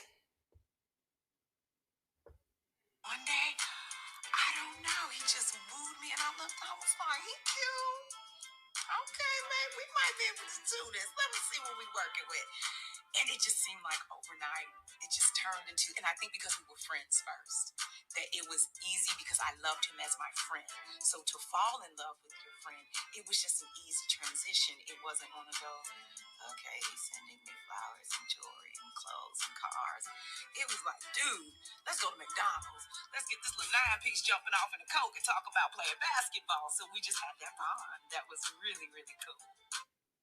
Y'all had that bond that was really, really cool because you was trying to be his home buddy because you knew you had to be more like a male entity, okay, to get in where you was trying to fit the fuck in. And no, you didn't want to go to do all this other shit because that really wasn't your, your persona, to be honest. Now, I'm going to get off into that a little later in this video. I'll get to that towards the end.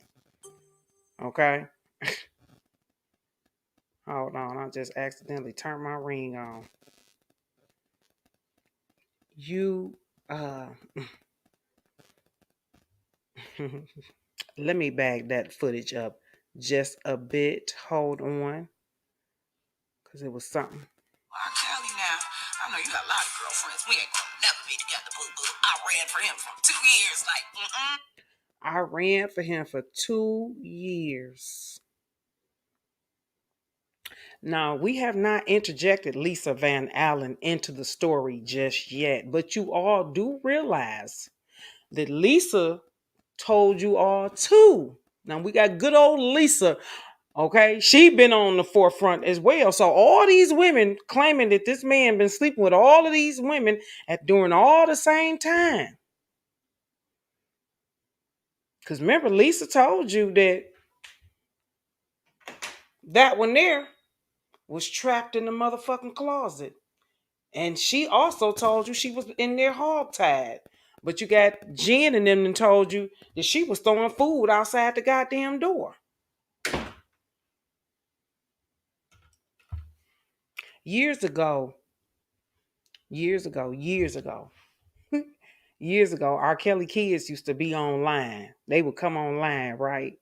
And they probably gonna be mad for me telling this. I ain't gonna say it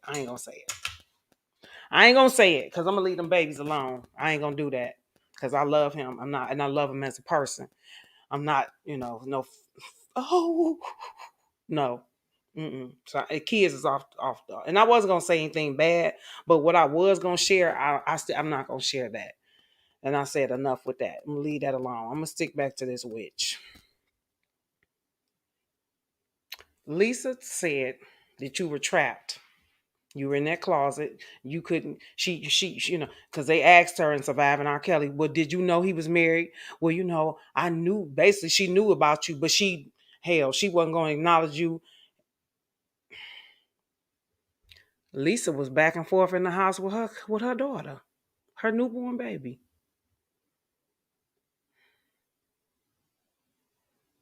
Now, in Surviving RKelly, she pretty much said, hey, look, I was there. But hell, she knew not to come out. She knew not to come around. Or were y'all in there as sister wives and you knew it wasn't your turn? I'm just curious. There's a lot of activity going in that house. So you say.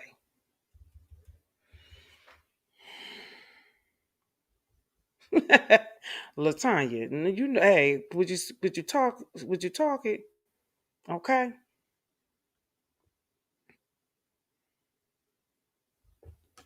Hold on. Let me go in here. Let me hurry up because it's getting late.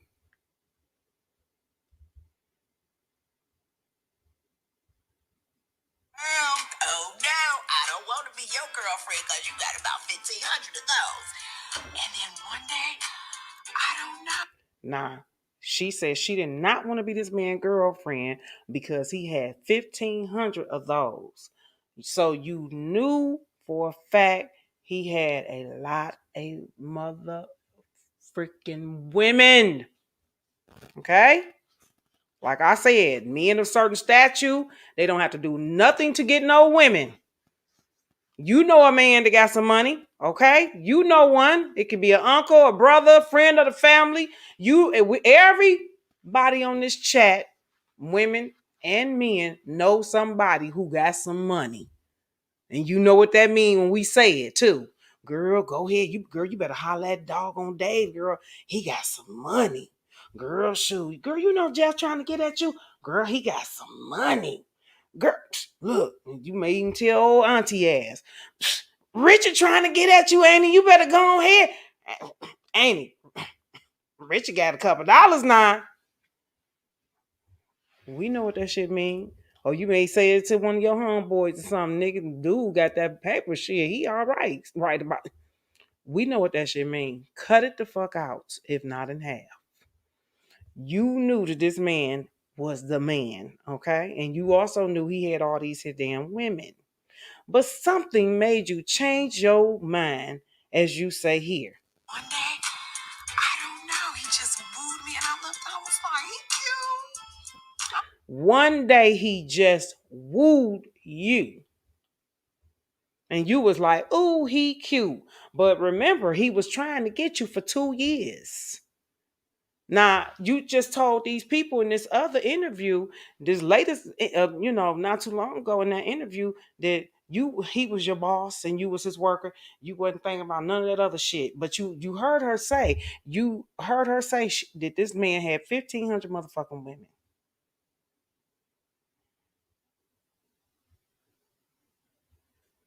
You heard her say he tried to get her for 2 years.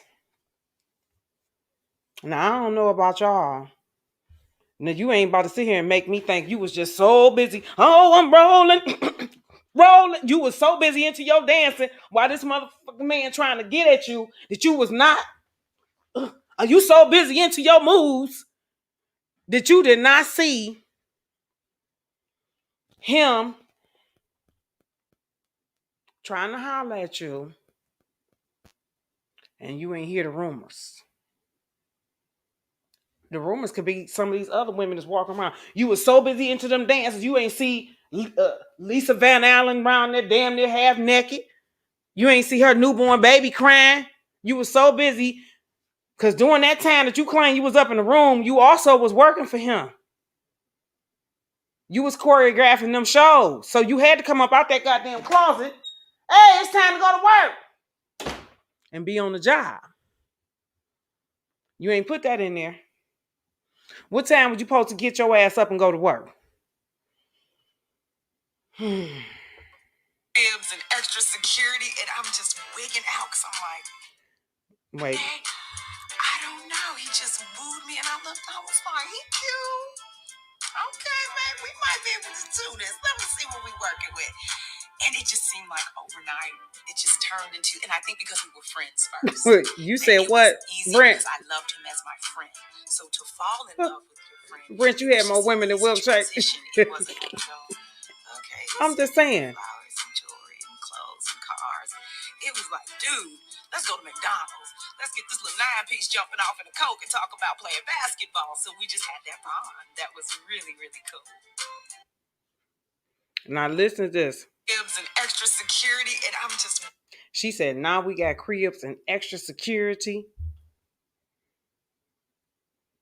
So for y'all to have extra security, somebody had regular security before y'all became an item. Somebody had regular security. But now that y'all got together, y'all got extra security. I wonder why. Was it to get Lisa's ass up off of you? Huh? What about you needed security for Sparkle? She gonna come out that fucking kangaroo pouch on your motherfucking ass. Because I'm pretty sure when she seen that shit happen, she jumped her ass out. I know she did and wanted to. Was it Tiffany? Because Tiffany seemed like she's a big girl.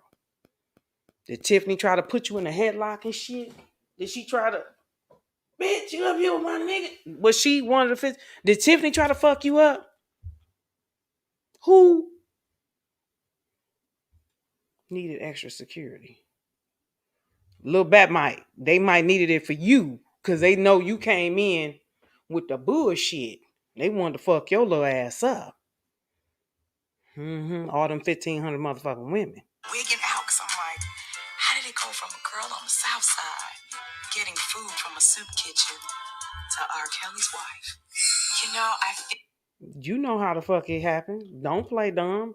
You wiggled your motherfucking way up in there, and that's how the fuck you became RKelly's wife. You wiggled through all 1,500 of them motherfucking women that you said the man had, and you became the wife. That's why y'all needed extra fucking security, because one of them motherfuckers was gonna whoop your ass.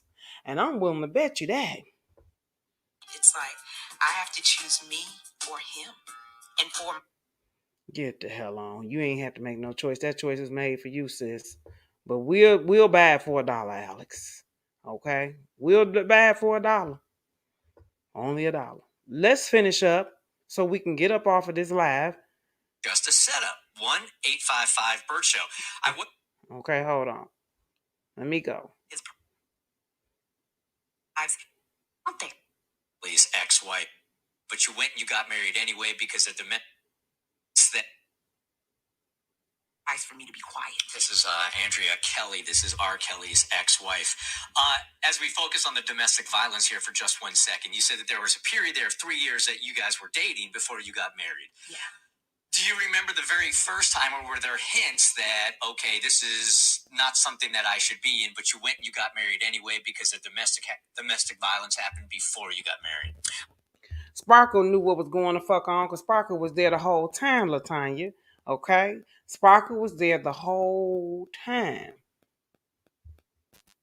Okay?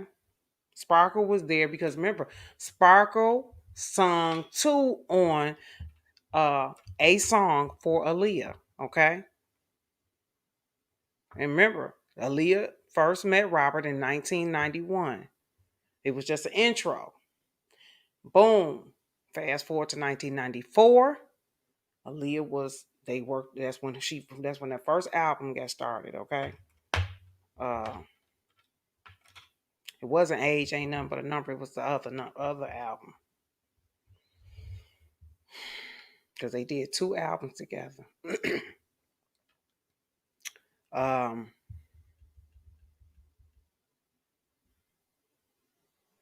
Sparkle motherfucking ass was lying. Well, I would say, for me, it wasn't odd behavior, and I think people need to get to the root of their tree. The first time I ever saw a man beat a woman was my grandfather, and he was a Baptist. And everything you saying is true, LaTanya. That's absolutely. And the only reason why I'm going over what I'm going over and saying what I'm saying in this video like this is for the people who don't know, who look at this, because you got a lot of people out here who still believe that R. Kelly was married to Aaliyah. And they believe it without a shadow of a fucking doubt.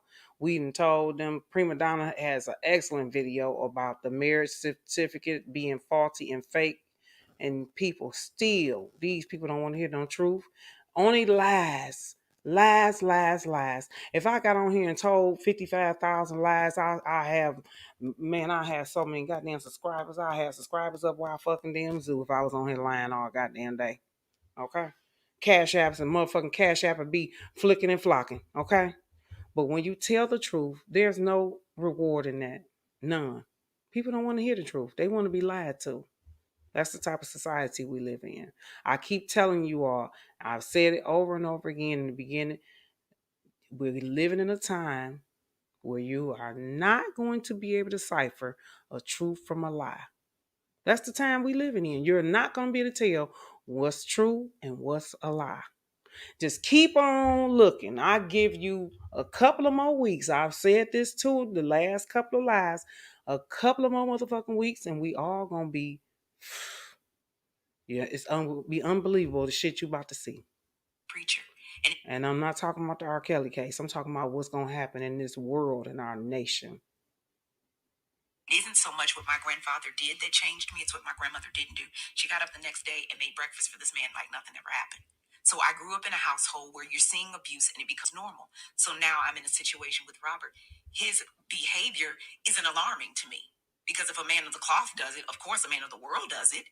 So you being controlling, I'm like, oh, my grandfather was controlling. Oh, Hey, you being look, verbally abusive. Okay, Brent. you saw my grandmother stupid. Okay. Okay, emotional, I get it. Financial, I get it. So when you're in it, you don't think it's ever going to happen to me. You're just thinking, oh, okay, this is how this thing goes. That's your normal. That's your normal. That's your normal. So being in it, a lot of people do ask that question, like, well, when you saw it, why weren't you out? Why didn't you just leave? You have to understand his behavior wasn't something that was not normal to me. But see, what I hate about her too is how she acts as if she wants to put all the blame on him and take no accountability for herself. And that's what Ayana is going to make your ass do if you get your ass on that show.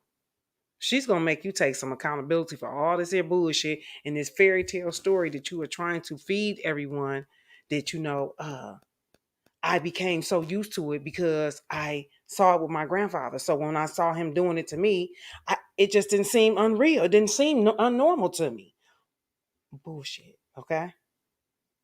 Anybody that says that is speaking from a place of privilege. That Yes. They have never experienced that. They couldn't understand. Why couldn't you just walk away? It's not that easy. Yeah, well, even now, financially, Hey, Tony I'm being abused. He G. stopped paying child support as of June. When I Hey. came out and told my story, that was the last time he paid child support. Because again, you can't abuse me physically. I'm not there. You can't abuse me emotionally. We don't have any contact with one another. But he knows that Man, the disgust that this man has on his face with her ass.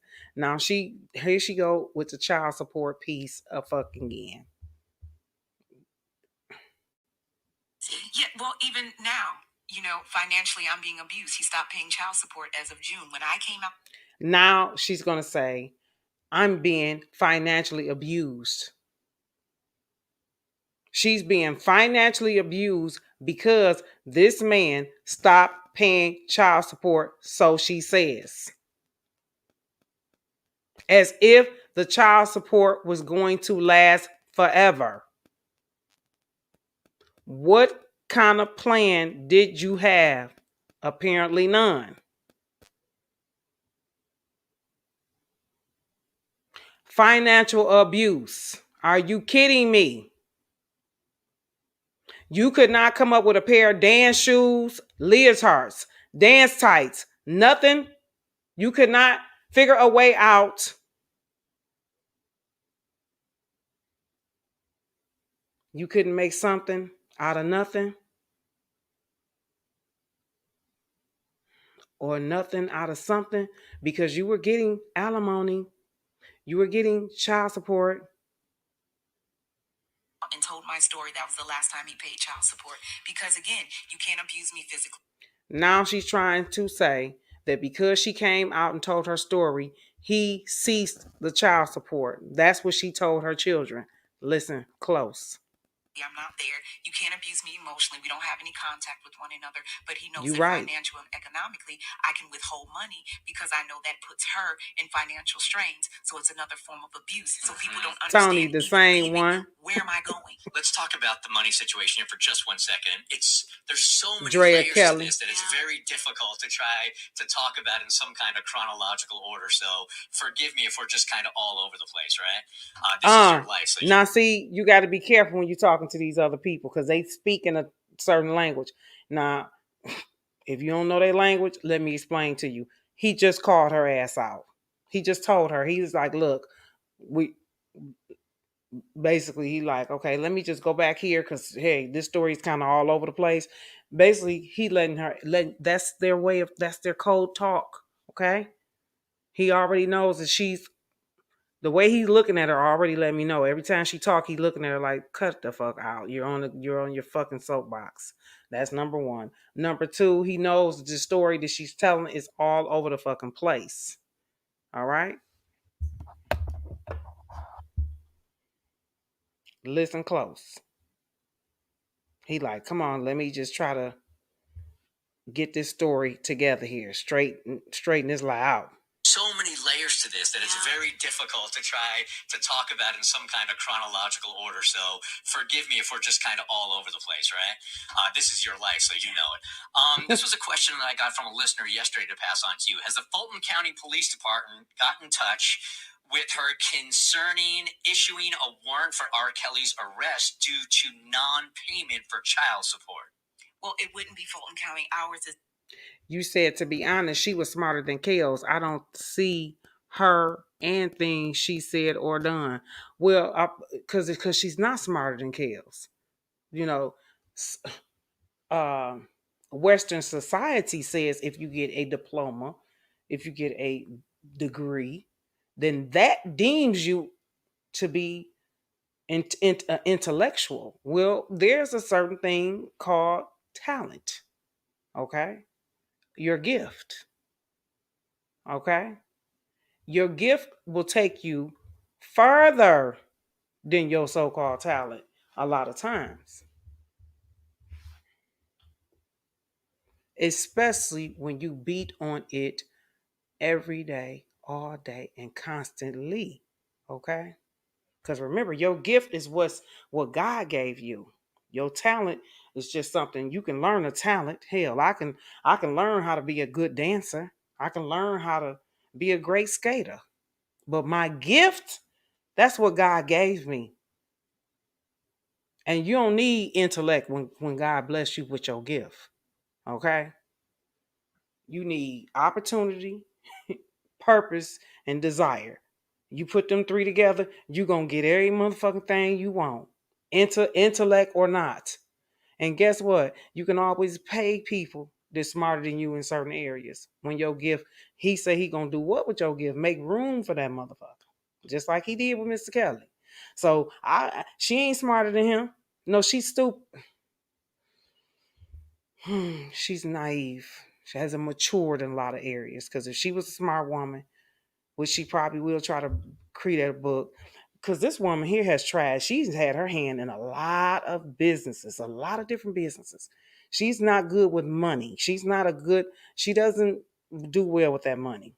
And I think that's why he cut a lot of shit off when it came down to that fucking money. Because she done fucked over a lot of it. Because a man like RKelly, here it is, this man when she was with him, this man was worth $150 million. She ain't no Keisha Kaior. Okay? When Gucci went to jail, what the fuck did that woman do with that bag? Huh?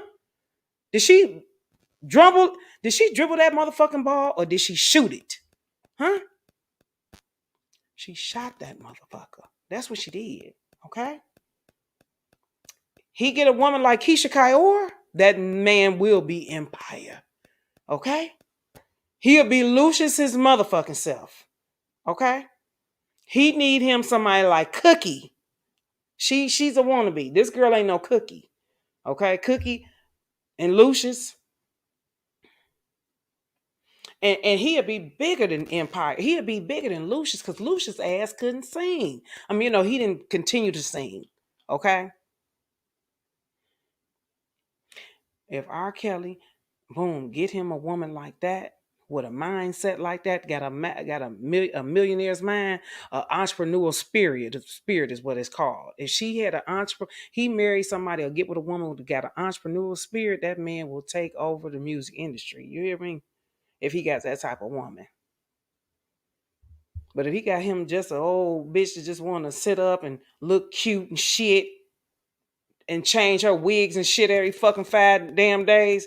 Now, I know I change mine every 5 motherfucking days, but trust you me, if I had me a man that had some money like that, we will never be broke. You better believe that shit. We ain't gonna, like I told y'all before, came out with the Robert basketball, goddamn it. Fuck it. I'll come out with some motherfucking Robert glasses, goddamn it. Microphones and shit, the damn mass singers, the bitches on the... Them motherfuckers will be singing on the Robert mic. And look, all kind of shit I'll come up with, okay? Fuck no, we are not going to be all kind of shit. I'm talking, they'll be like, God damn, they done came out with some more. Like Dr. Dre got the Dre beats and shit. If he had him a woman like that, that man would take over the music industry, okay? Period. Nigga could have came up with Robert CDs. This woman here was not supposed to dribble that. She was not supposed to fumble that ball. She was supposed to dribble that ball and make a basket. And see, the sad part about it, this is why when you don't have no game, when you're dealing with when you're dealing with a man that just got purpose and shit. Okay, if she was where she's supposed to be at with this man and not took the bitter route, but I feel like she took this route because she know that she ain't got shit else to lose. She like, fuck it, I'm gonna fuck that. We gonna be nigga. I'm gonna ride with you. Whether it's good or bad. Okay, you ain't getting rid of me like that. But if she was smart, she she still, cause see, you can still be friends with somebody. You get more from being friends with somebody sometimes. Most of the time. Let me let her finish. In Chicago. Okay. Have they come back? No, they have not. And the thing, we had a court date. We went to court, and guess what they tell you? Oh, yeah, we see here where he owes it. Okay, and then you need to try and get him served. Next. Yep. That's it. That's it. Wow. Just like that. Just like that. He's also real good at pushing those court dates. Crazy too. Yes. condoms. Oh, yeah. Look, they probably do.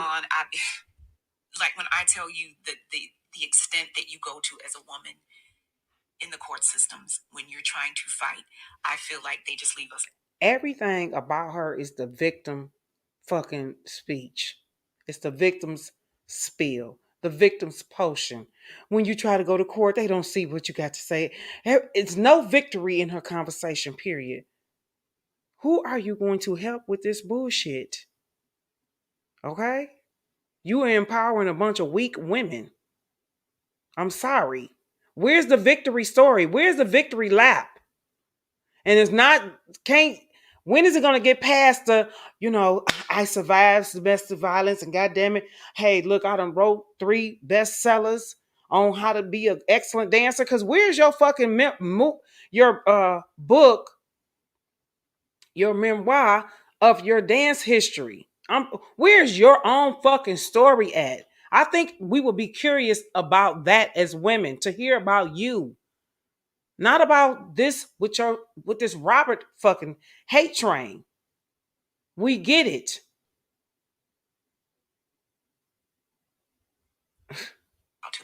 They really do. Even if you're going for child support or even like to hide from a stalker, if you're reporting someone, they're like, to serve him with these papers, you have to stalk them. Yeah. You have to know exactly where they are. You have to know every one of at least 5 places they could be for this to be delivered. Yes. And you have to know everything about them. So you have to be close to this person in order to get a restraining order against them. It's crazy. It's not helpful at all. It's not. And it's the same thing for child support. They pretty much tell you, yeah, we know that he owes. Yeah, we know he was abusive, but you need to go get him served.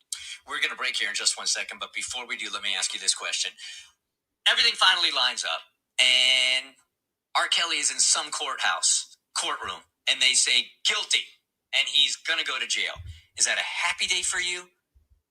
I wouldn't say a happy day, but I would say justice would be served. At the end of the day, they're sending RKelly to prison for the rest of the world. That's the father of my children going to prison. So how now my children have to deal with it. How would that make you feel as the mother of their children?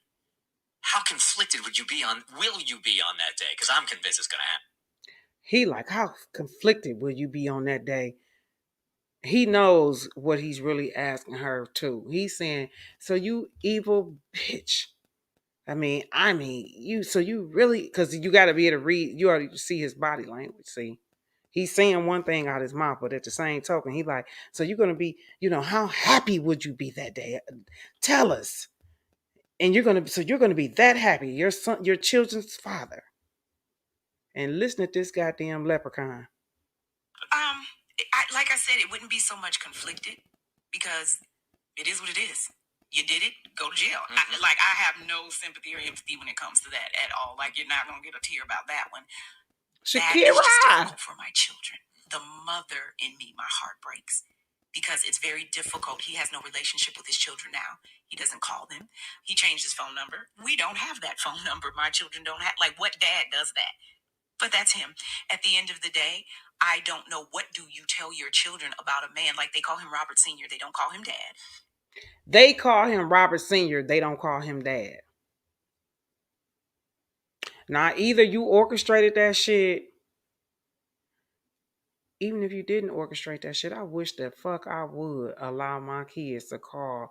Because at the end of the day, there is still a level of respect. I'm not going to sit back and allow my children to disrespect their dad. I don't give a fuck what. And me and my kids' daddies, we done had some problems. You understand me? Ex-husband, baby daddy, all of that shit. We done been down some road and still going down a few, okay? But I don't teach my kids to disrespect or hate, because I don't fucking play. Not when it comes down to kids. And you still a child. You gonna respect your fucking elders. I don't give a damn how old you get. Because that's type of rule. Like I told my son, I can't sit back and allow you to disrespect nobody, your dad, because guess what? You would turn around there and disrespect me, okay? And I got to answer to, we ain't doing that. No, you ain't nothing right about that. I'm sorry. And then you talking about his number is changed. His number changed. How did his number changed? His number changed. They can't even get in touch with their dad. I find that hard to believe. And I'm pretty sure if his number changed, did yours change too? Or did the kids' number change? Because you on this hate train so thick, I believe you would be done told them kids, y'all change y'all numbers too. You know, ain't no telling his situation with his number being changed. I'm pretty sure if it did happen, it was probably a temporary situation. You ain't stressing about how long, you ain't saying and stating how long the number was changed. I'm pretty sure his number probably did change. But I'm pretty sure it wasn't going to stay that way. No. If anything, if he did change, it's trying to get away from your ass. Because you probably was, every time they was on the phone, calling, picking up, snatching the phone from the kids. Give me that phone. That's your dad. Give me that phone. Yeah. You know you didn't pay that goddamn child support this month. I didn't get the payment. I don't give a fuck. Give a fuck. If you doing any of that shit, he probably did get the number changed for a minute to get away from you and then try to link back in with the kids. And then, because it's a reason why he is not being able or not communicating with those kids. And I'm pretty sure it's got to do with a lot of the dust that you kicking up. Because if you, like I said again, if you're able to kick up this much dust to the public, behind closed doors, baby, you a whole hill of motherfucking mud. Conflicted will you be on that day? Because I'm convinced it's going to happen. Like I said, it wouldn't be so much conflicted because it is what it is. You did it, go to jail. Mm-hmm. I have no sympathy or empathy when it comes to that at all. Like, you're not going to get a tear about that one. Now, that's some fucked up ass shit to say. You're not going to get a tear about that one. So if he goes to jail, you ain't going to cry not one motherfucking bit. You got to be in the hell. And I'm talking about, listen, I know some people who have done me dirty. Okay?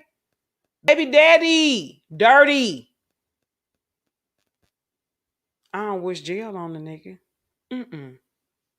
I don't wish jail on him. No can do. Ex-husband, don't wish jail. No can do.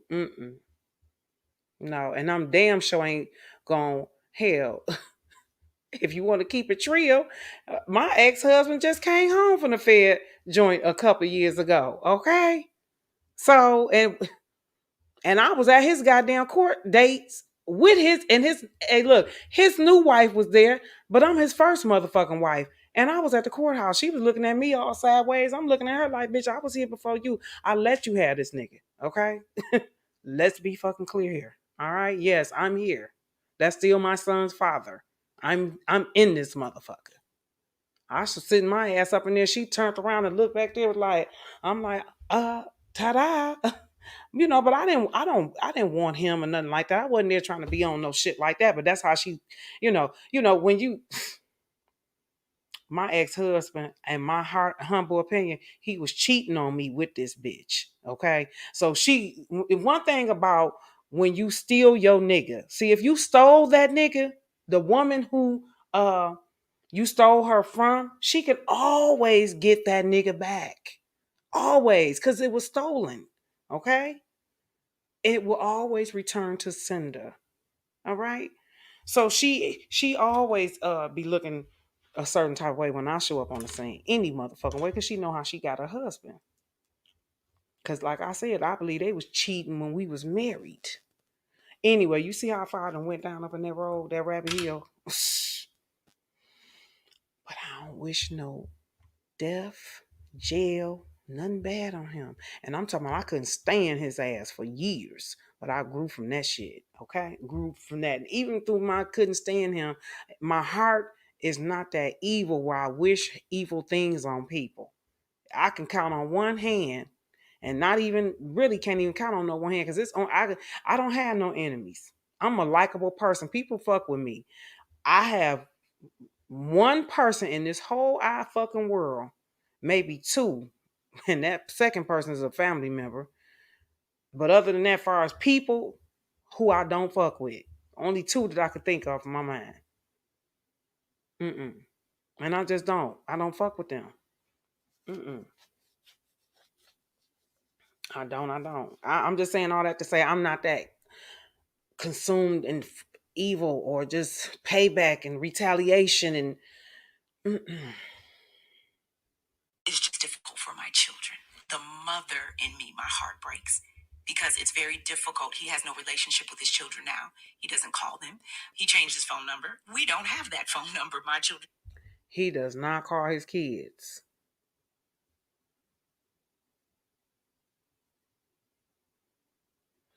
You got to be careful when women say my children because of my children this and my children that. When you hear women talk like that about their kids, and see me, myself, I had to be careful with that shit too. And I got to catch myself sometimes too.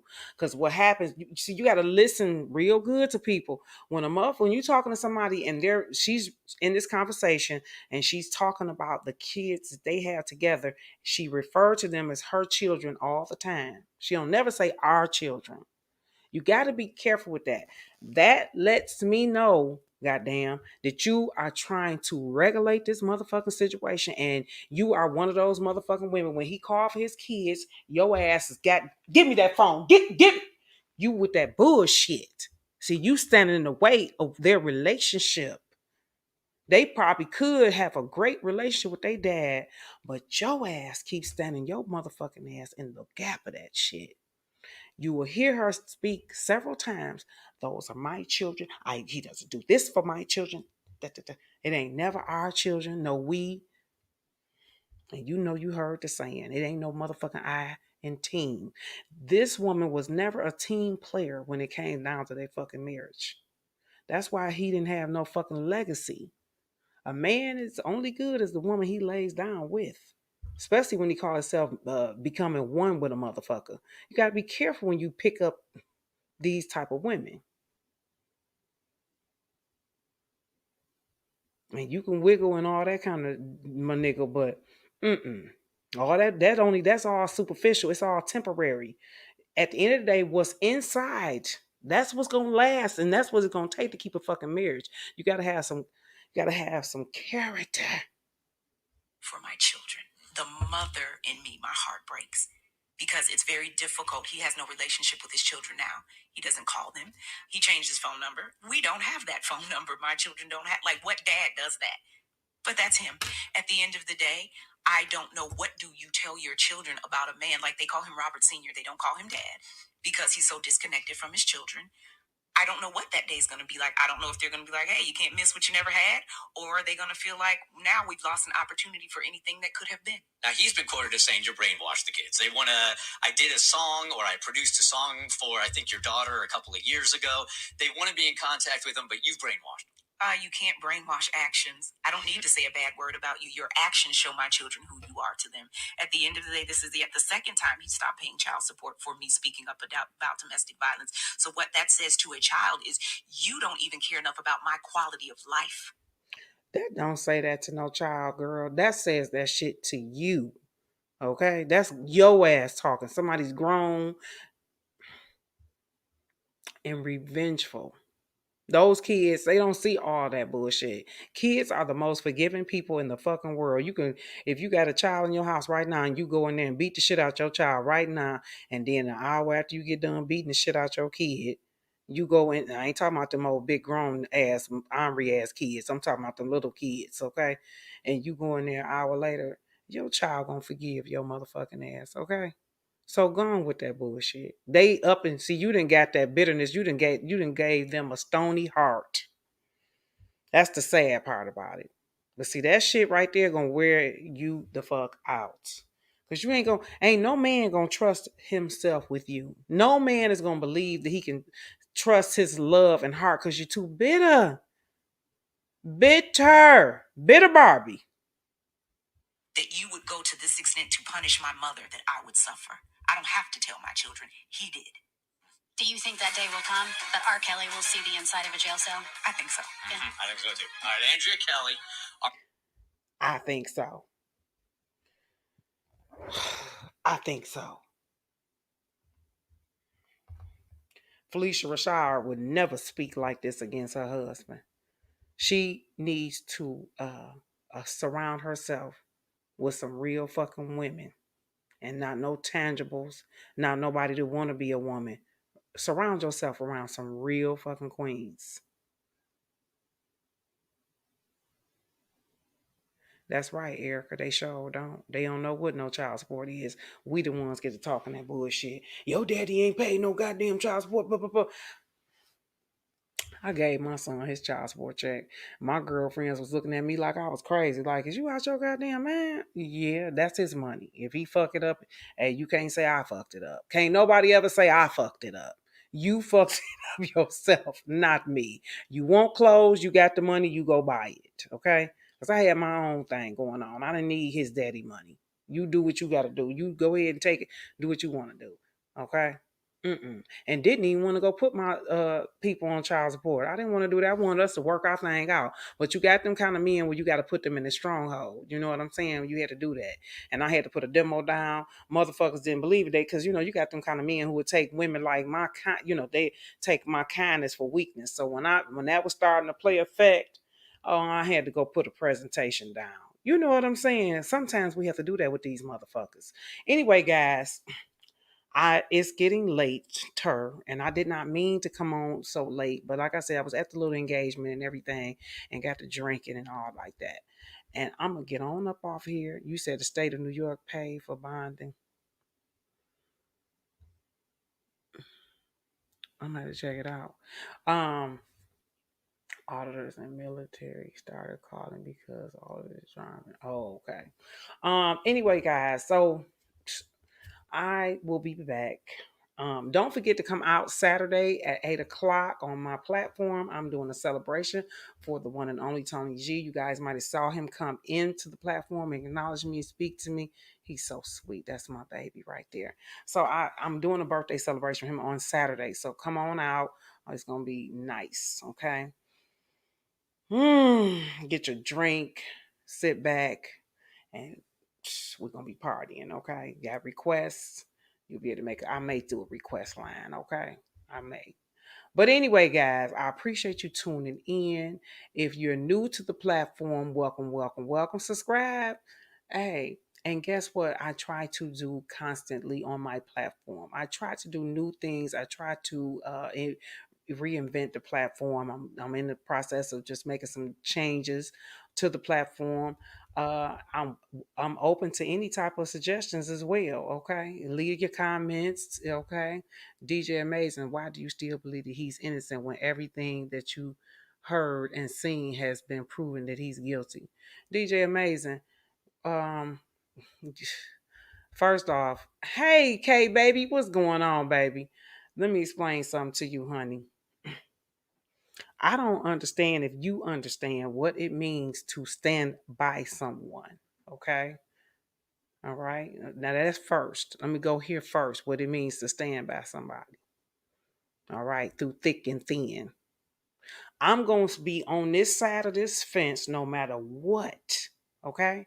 I don't care what no judge, no light line, no night line, no NBC, none of the alphabets. They can't come tell me a goddamn thing about this one right here. I'm going to be here no matter what happens. Okay? Now, second off, let me explain something to you. When you believe in people, okay? When you believe in your purpose, all right? Now, you said you don't see why I can still stand by him by all the stuff I done seen and heard. Now, where I've heard and seen these things at obviously may be different from where you have heard and seen the things that you've heard and seen for. That's one. That's second off. Third off, based on the things that I have heard and seen, I got every junction and notion to stand right here and not let my motherfucking feet be moved. Okay? Based on what I have heard and seen. I don't know what you heard and seen, but based on what I have heard and seen, I can confidently stand my black ass right here on this throne and keep on going on. That's what I can do and will continue to do. So do not try to figure. Don't try to wonder. Don't try to look and see. Because guess what? This what I'm going to be. Flat out. I don't care what. I've been standing here I'll be sitting. It's been I'm going into my 3rd year. Okay? And I'm going to still be right here. I ain't going nowhere. Don't try to figure that out. Please, you're wasting your time. You're wasting your time. You found out why you was once here and you left and now you're not here no more. Allow that to be your process. Good for you. But there's nothing you could tell me about what I'm doing over here. I'm going to still be here. That man can get released today. They can release him tonight. I'm going to still be on here talking about Robert. I'm going to still be right here talking about Robert, okay? That's what you must know. You got to know this. And if you don't know, allow me to tell you that. I'm still going to be here talking about Mr. Kelly. Okay? Then I'll be trying to find out all kind of stuff, new things, great things, even more greater things to talk about him on. Hopefully it'll be the next lineup and what's at the next show and at the concerts and who was there and this, that, and the third or the next verses. Hell, I don't know. Or the next book. Who knows? Whatever it is, I'll be here talking about it. I ain't going nowhere. No flip, no flop for me. Don't look forward. You're going to waste your time. That's what you're going to do. You're going to waste plenty of time, just like you did typing in all of that. It's a waste of time, sweetie. Okay? I just gave you my disclaimer. Anyhow,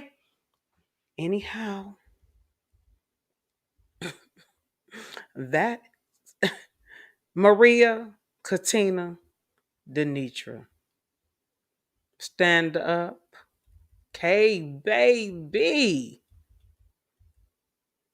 Explain all the child pornography videos and tapes that they have. Should I explain all the tapes and the child pornography videos that they have? Oh, you explain this. And then we're going to leave on this one here. This for you. This is your homework while you trying to give me an assignment. You came to my platform. Okay? Okay? Shakir, we're going to be right here. That's what he needs to know, okay? So please get over it. He want me to explain all the child pornography videos that they have.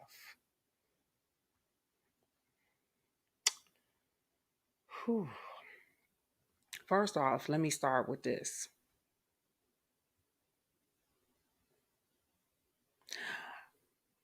Michael Avenatti told the world that they had several videotapes. Then Michael Avenatti came back and told you they only had one. Michael Avenatti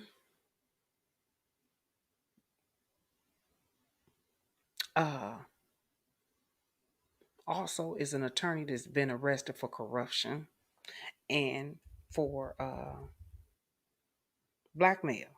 Okay.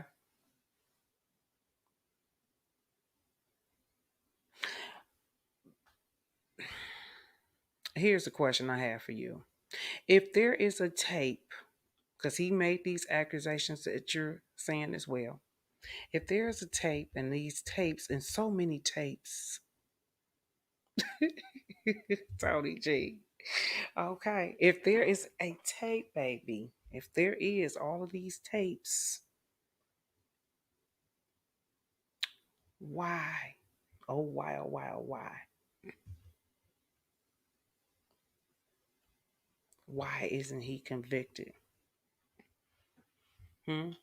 Why isn't he convicted? Don't you know they would have convicted him already? They haven't convicted him. He's not been convicted. Tell me that. Answer me that. Riddle me that. You must be slow on the slow bus. Oh, now here we got to come with the insults. All right. You must be slow on the slow bus. Must not have read all of them indictments with over 100 electronic devices. Yeah, I think you slow. Really, DJ Amazing. You gonna really try to go there with me? After wow. So we got to go with the insult. Okay, let me now you realize if you think I'm slow, but you got your black ass up in this motherfucking chat, you know that makes you retarded then, right? If I'm slow and you sitting your goofy ass sitting up in my chat. Now make that make sense if you're so wiser and smarter than me, dummy. Why you got your intellectual upper echelon black motherfucking country bunking ass in my chat then? Cause you know you sound retarded.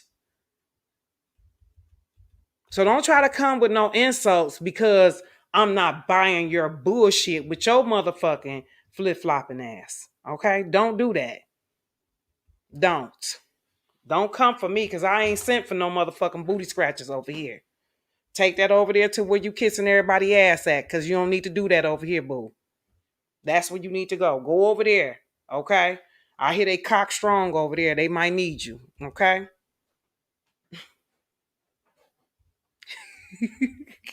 Right, because you see Tony G, right? Yeah, I think you slow. You's a lie, motherfucker. You don't think no shit like that. That's why you sitting up here trying to suck up everything I'm talking about, so you can take your dusty ass over there to that no motherfucking patron ass fucking platform and have a subject to talk about, nigga. Okay? And I ain't seen your black motherfucking howdy doody looking ass in a long goddamn time. Okay? So you're over here for a fucking reason at this hour. And who?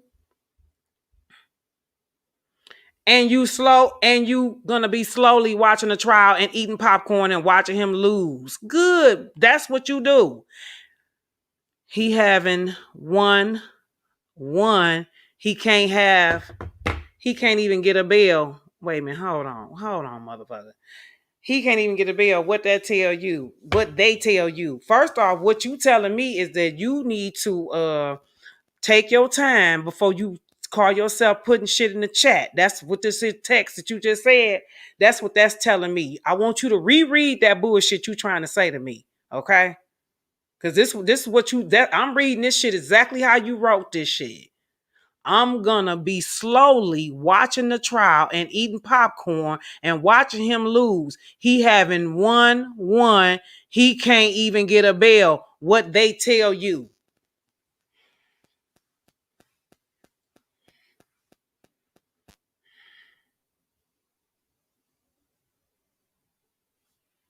Go somewhere. You keep on eating that motherfucking popcorn. That's what you do. Right.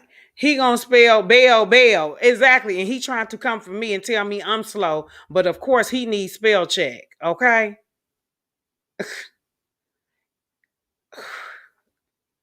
What they tell you. What they tell me is that your ass from the South some motherfucking where. That's what that's telling me. And you need to work on that motherfucking literature. Okay? Who said that shit? Shakir? Oh no, EJ. EJ. Ignorant motherfucker.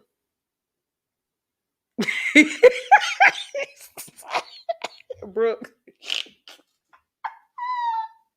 Brooke, you talking about somebody that fell out the bushes. Hey, girl. Ooh, Lord have mercy. I didn't mean to make you what you supposed. Right, but I'm the one supposed to be slow. Exactly. Right, unique thoughts. I'm supposed to be slow, but he up here, he got all the intellect in the world, but his motherfucking his spell check. Oh my goodness. If you don't cut it out, they try to, that's what they try to do over there on that other side. They try to hit you with the education piece, but they so smart that they stupid. You can sit here and read all the motions and all the videos you want to make it. It still don't say he's fucking guilty. You're wasting your fucking time. He's guilty as fuck. Give up. Go find you a new subject. Nigga, I ain't got to try to find me no new subject. Why don't you go find you one? That's why you got your dusty ass over here. And far as reading the indictments, hold on. I got a good one. I got one that I'm working on right now just for you, motherfucker. Let me show you the indictment I'm working on right now. See, I'm reading the indictment. I just ain't reading the one you want me to read, motherfucker. I'm working on that right now. Let me give you a snippet. Take why you don't never read no indictments. What the fuck I'm gonna read an indictment for all day long? Ain't that what y'all doing? I don't want to do the same shit y'all doing. Y'all reading them motherfuckers all day long. Y'all, they don't even read the indictments. They don't even read the indictments. Man, they don't read. They can't read. Ain't that what your leader over there telling you all goddamn day long? Huh? Ain't that what he over there telling you? Slimy and slick. Ain't that what the fuck they telling you all day long? They don't read no indictments. Why would I have to read the indictments when all I gotta do is...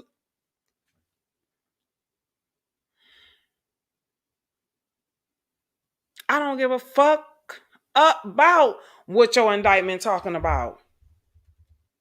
Toy came up in here. What's going on, Toy?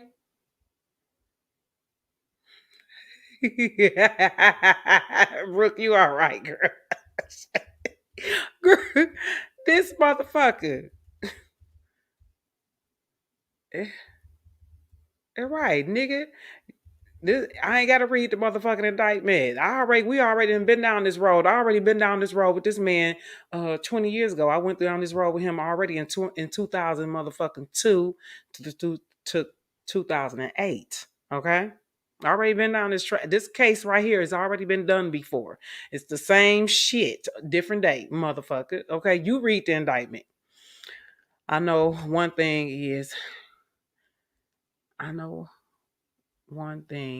if that was a child, he said, see which they claim, well, they violated all the rights to the child, which make that fake mess. That fake mess. Right. Yeah. While you sitting here reading that, you sitting here, the fuck is you? I will cash app you money right now if you could tell me how he won one indictment, one bail hearing. I'll wait. First off, you will never try to wonder and dangle your little dollars before me as if I've never seen money before. That's what you will never do. You can never buy my integrity. I don't even sit on here and beg for cash app, sweetheart. People don't cash app me. I'm not here for no cash. Trust me. If it was about cash apps, I would have been on this motherfucker probably 4-5 times today. Okay? Ain't about no cash apps over here. So you can quit that conversation. Going on some motherfucking way with that. Don't ever try to question my integrity with no cash apps. Don't do that. I work very hard for pennies, and I'm grateful for them because it ain't even about no money for me, boo. Because what God got for me is for me. What He has for me is for me. Okay. This man say he will cash at me right now. If you could tell me how he won one indictment, one bail hearing, I'll wait. My.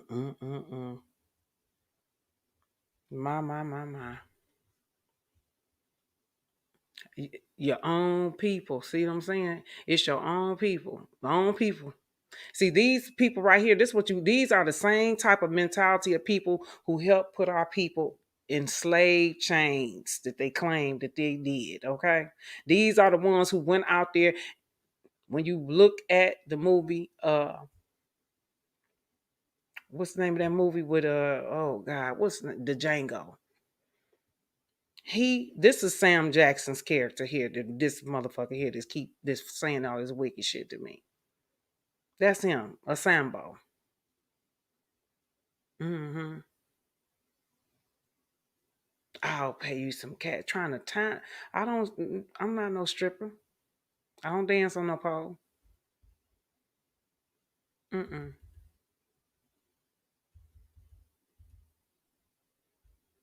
Don't worry about it. He's gonna win them all. When he walk right back out, the motherfucker is coming I'll just wait on it. And he gonna vanish. This one here is gonna vanish. Okay? He's gonna vanish.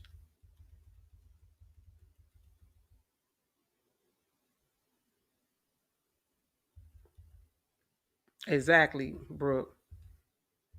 That's why I'm like, okay.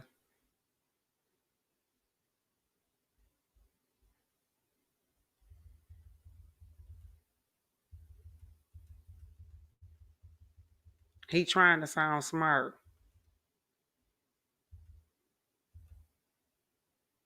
Too many witnesses on both cases. Smoke equals fire. Coming now.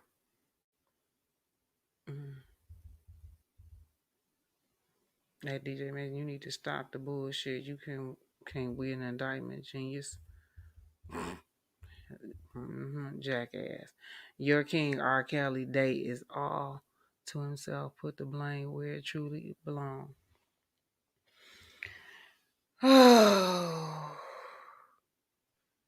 Put the blame where it truly belongs. So because I'm pointing out some bullshit about other folks that you apparently ride with, because I don't even believe you DJ Amazing. I believe that's an avatar. I believe you that person that that you honor. But it's all good. Because I know how y'all get down over there. Okay. But anyhow and anywho, shake it and bake it out where you want to. Okay. Because I done told y'all asses already that I'm a seer and I see through bullshit. Okay. So don't come over here with that.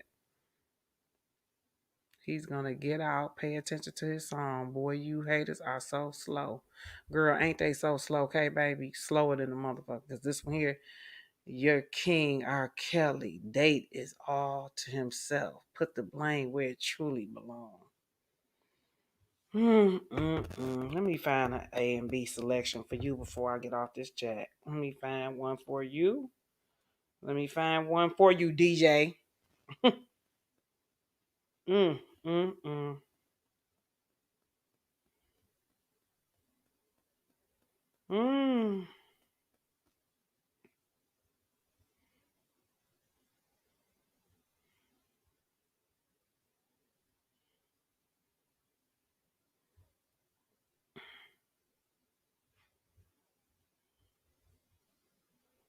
I can't find one for his ass.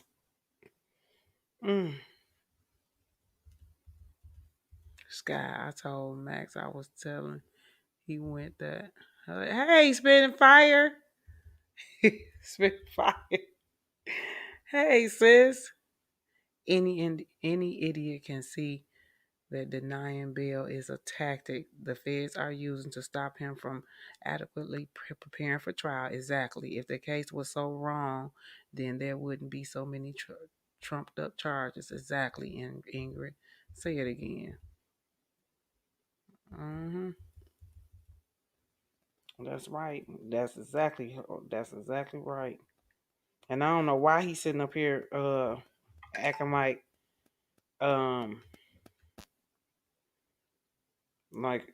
like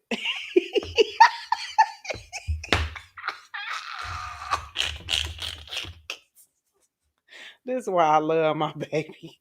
I swear for God. Oh Lord have mercy. Here it goes. This is his A and B selection just for you, DJ Amazing. This was a request.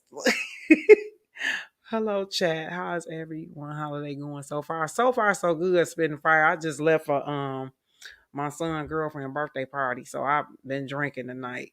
Well, today. You said, what did I make you mad?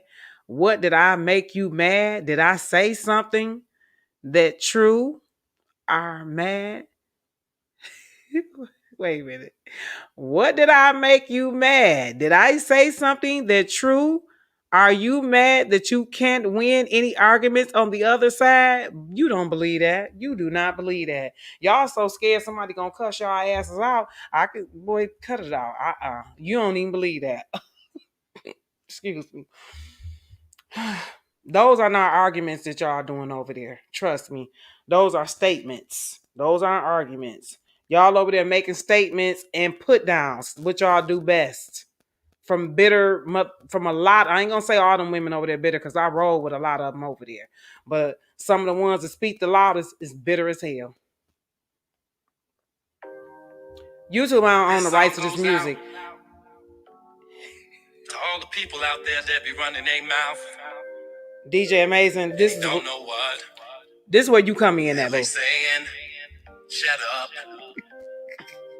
Now that I've got my voice back, let me start off. Brooke, I swear I'm reading it just like they type it too. You type it like that, I'm gonna read it just like you saying it. Keeping all the doctors focused through my surgery. Now, there's a couple of things I gotta get off my chest. Some serious issues that I must address. So, well, let's just get right to it. People say that EJ, I love you, baby. Say there was no way this time he's gonna overcome. And even before, hey, everybody push shut up in the chat for his ass. Shut up.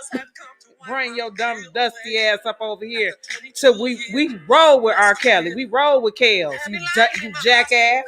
Don't bring your dusty ass up over here talking about our king. Shit, shut your ass up. Let's not forget the hood around the world covering me. To everybody that be calling me, telling me what they be saying about me, bringing me all of this negative shit. Y'all the ones I ain't fucking with. It's time for me to evaluate. I'm typing too fast. Just keeping busy trying to have a blessed one. Ain't nothing wrong with that. He said, "Shut up, niggas." Shut up. I know that's right. He's washed up, he's lost it, he ain't got it no more. Well, I'm here to tell you today, boy, you haters are so slow.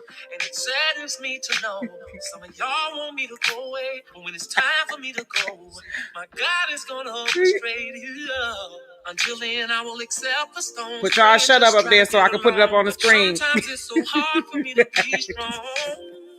I got kids and I'm trying to love them. So many things I'm trying to juggle, but I never thought this music would become my struggle. Oh, the news said I lost my house. My own people put me down, and my friends no longer around. Oh, but you see deep underneath the surface, and I feel something's working in my behalf. A victory is near. Yeah, my future ain't my past. Put them shut ups up in that chat. Shut up, nigga. Shut up. Shut up. Shut up. I'm talking to you. Shut up. Shut up. Shut up. If you're talking about you.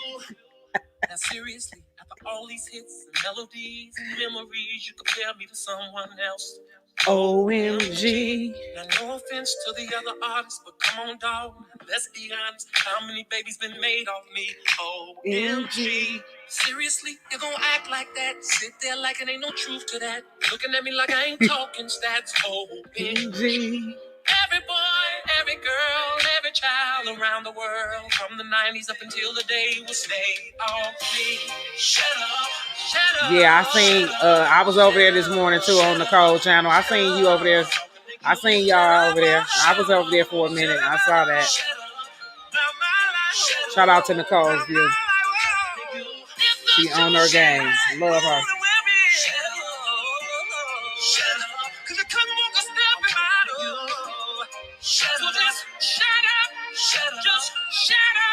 Thank you, Nene. This is one of my wigs. Look, I have a long, short, everything. Okay. Yes, thank God for your voice. That's right. Leave my brother alone. You better go somewhere and sit your ass down, you dusty old man. All right, y'all. I appreciate everybody. Excuse me. I appreciate everybody coming into the chat.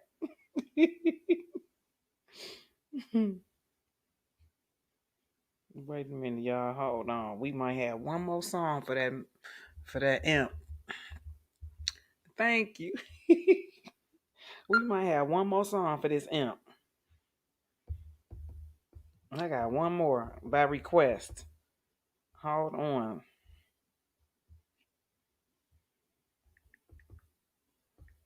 We gonna leave out on this one.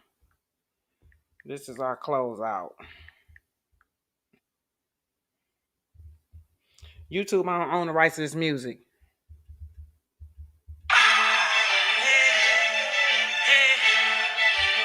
Ladies and gentlemen, the champions.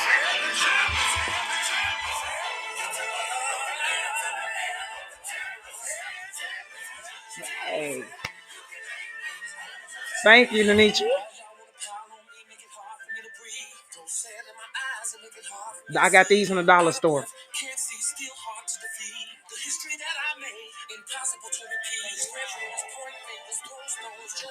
Hey. Then they try to come with that. What y'all gonna do when he get found guilty? What y'all gonna do? Like we all gonna go somewhere, or if they happen to do some mess like that, which we do not believe they gonna do no garbage like that. God forbid if they do. What we gonna do is be right here. We gonna be right here. They think they gonna throw mud on our face. You're not gonna be able to throw no mud on our face because we would have never showed our face if that was the case. You fool.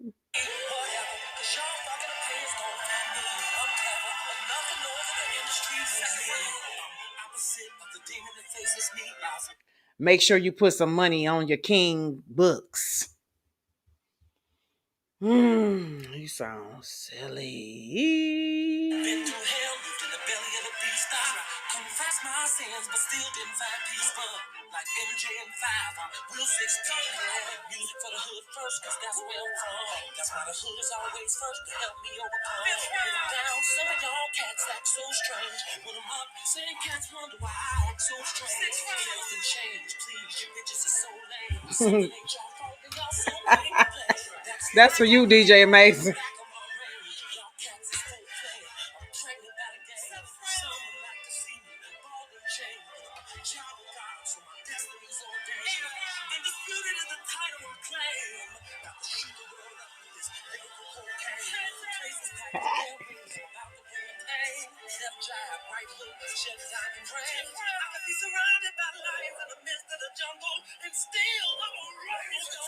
I know that's right, Maria. Tell that bastard.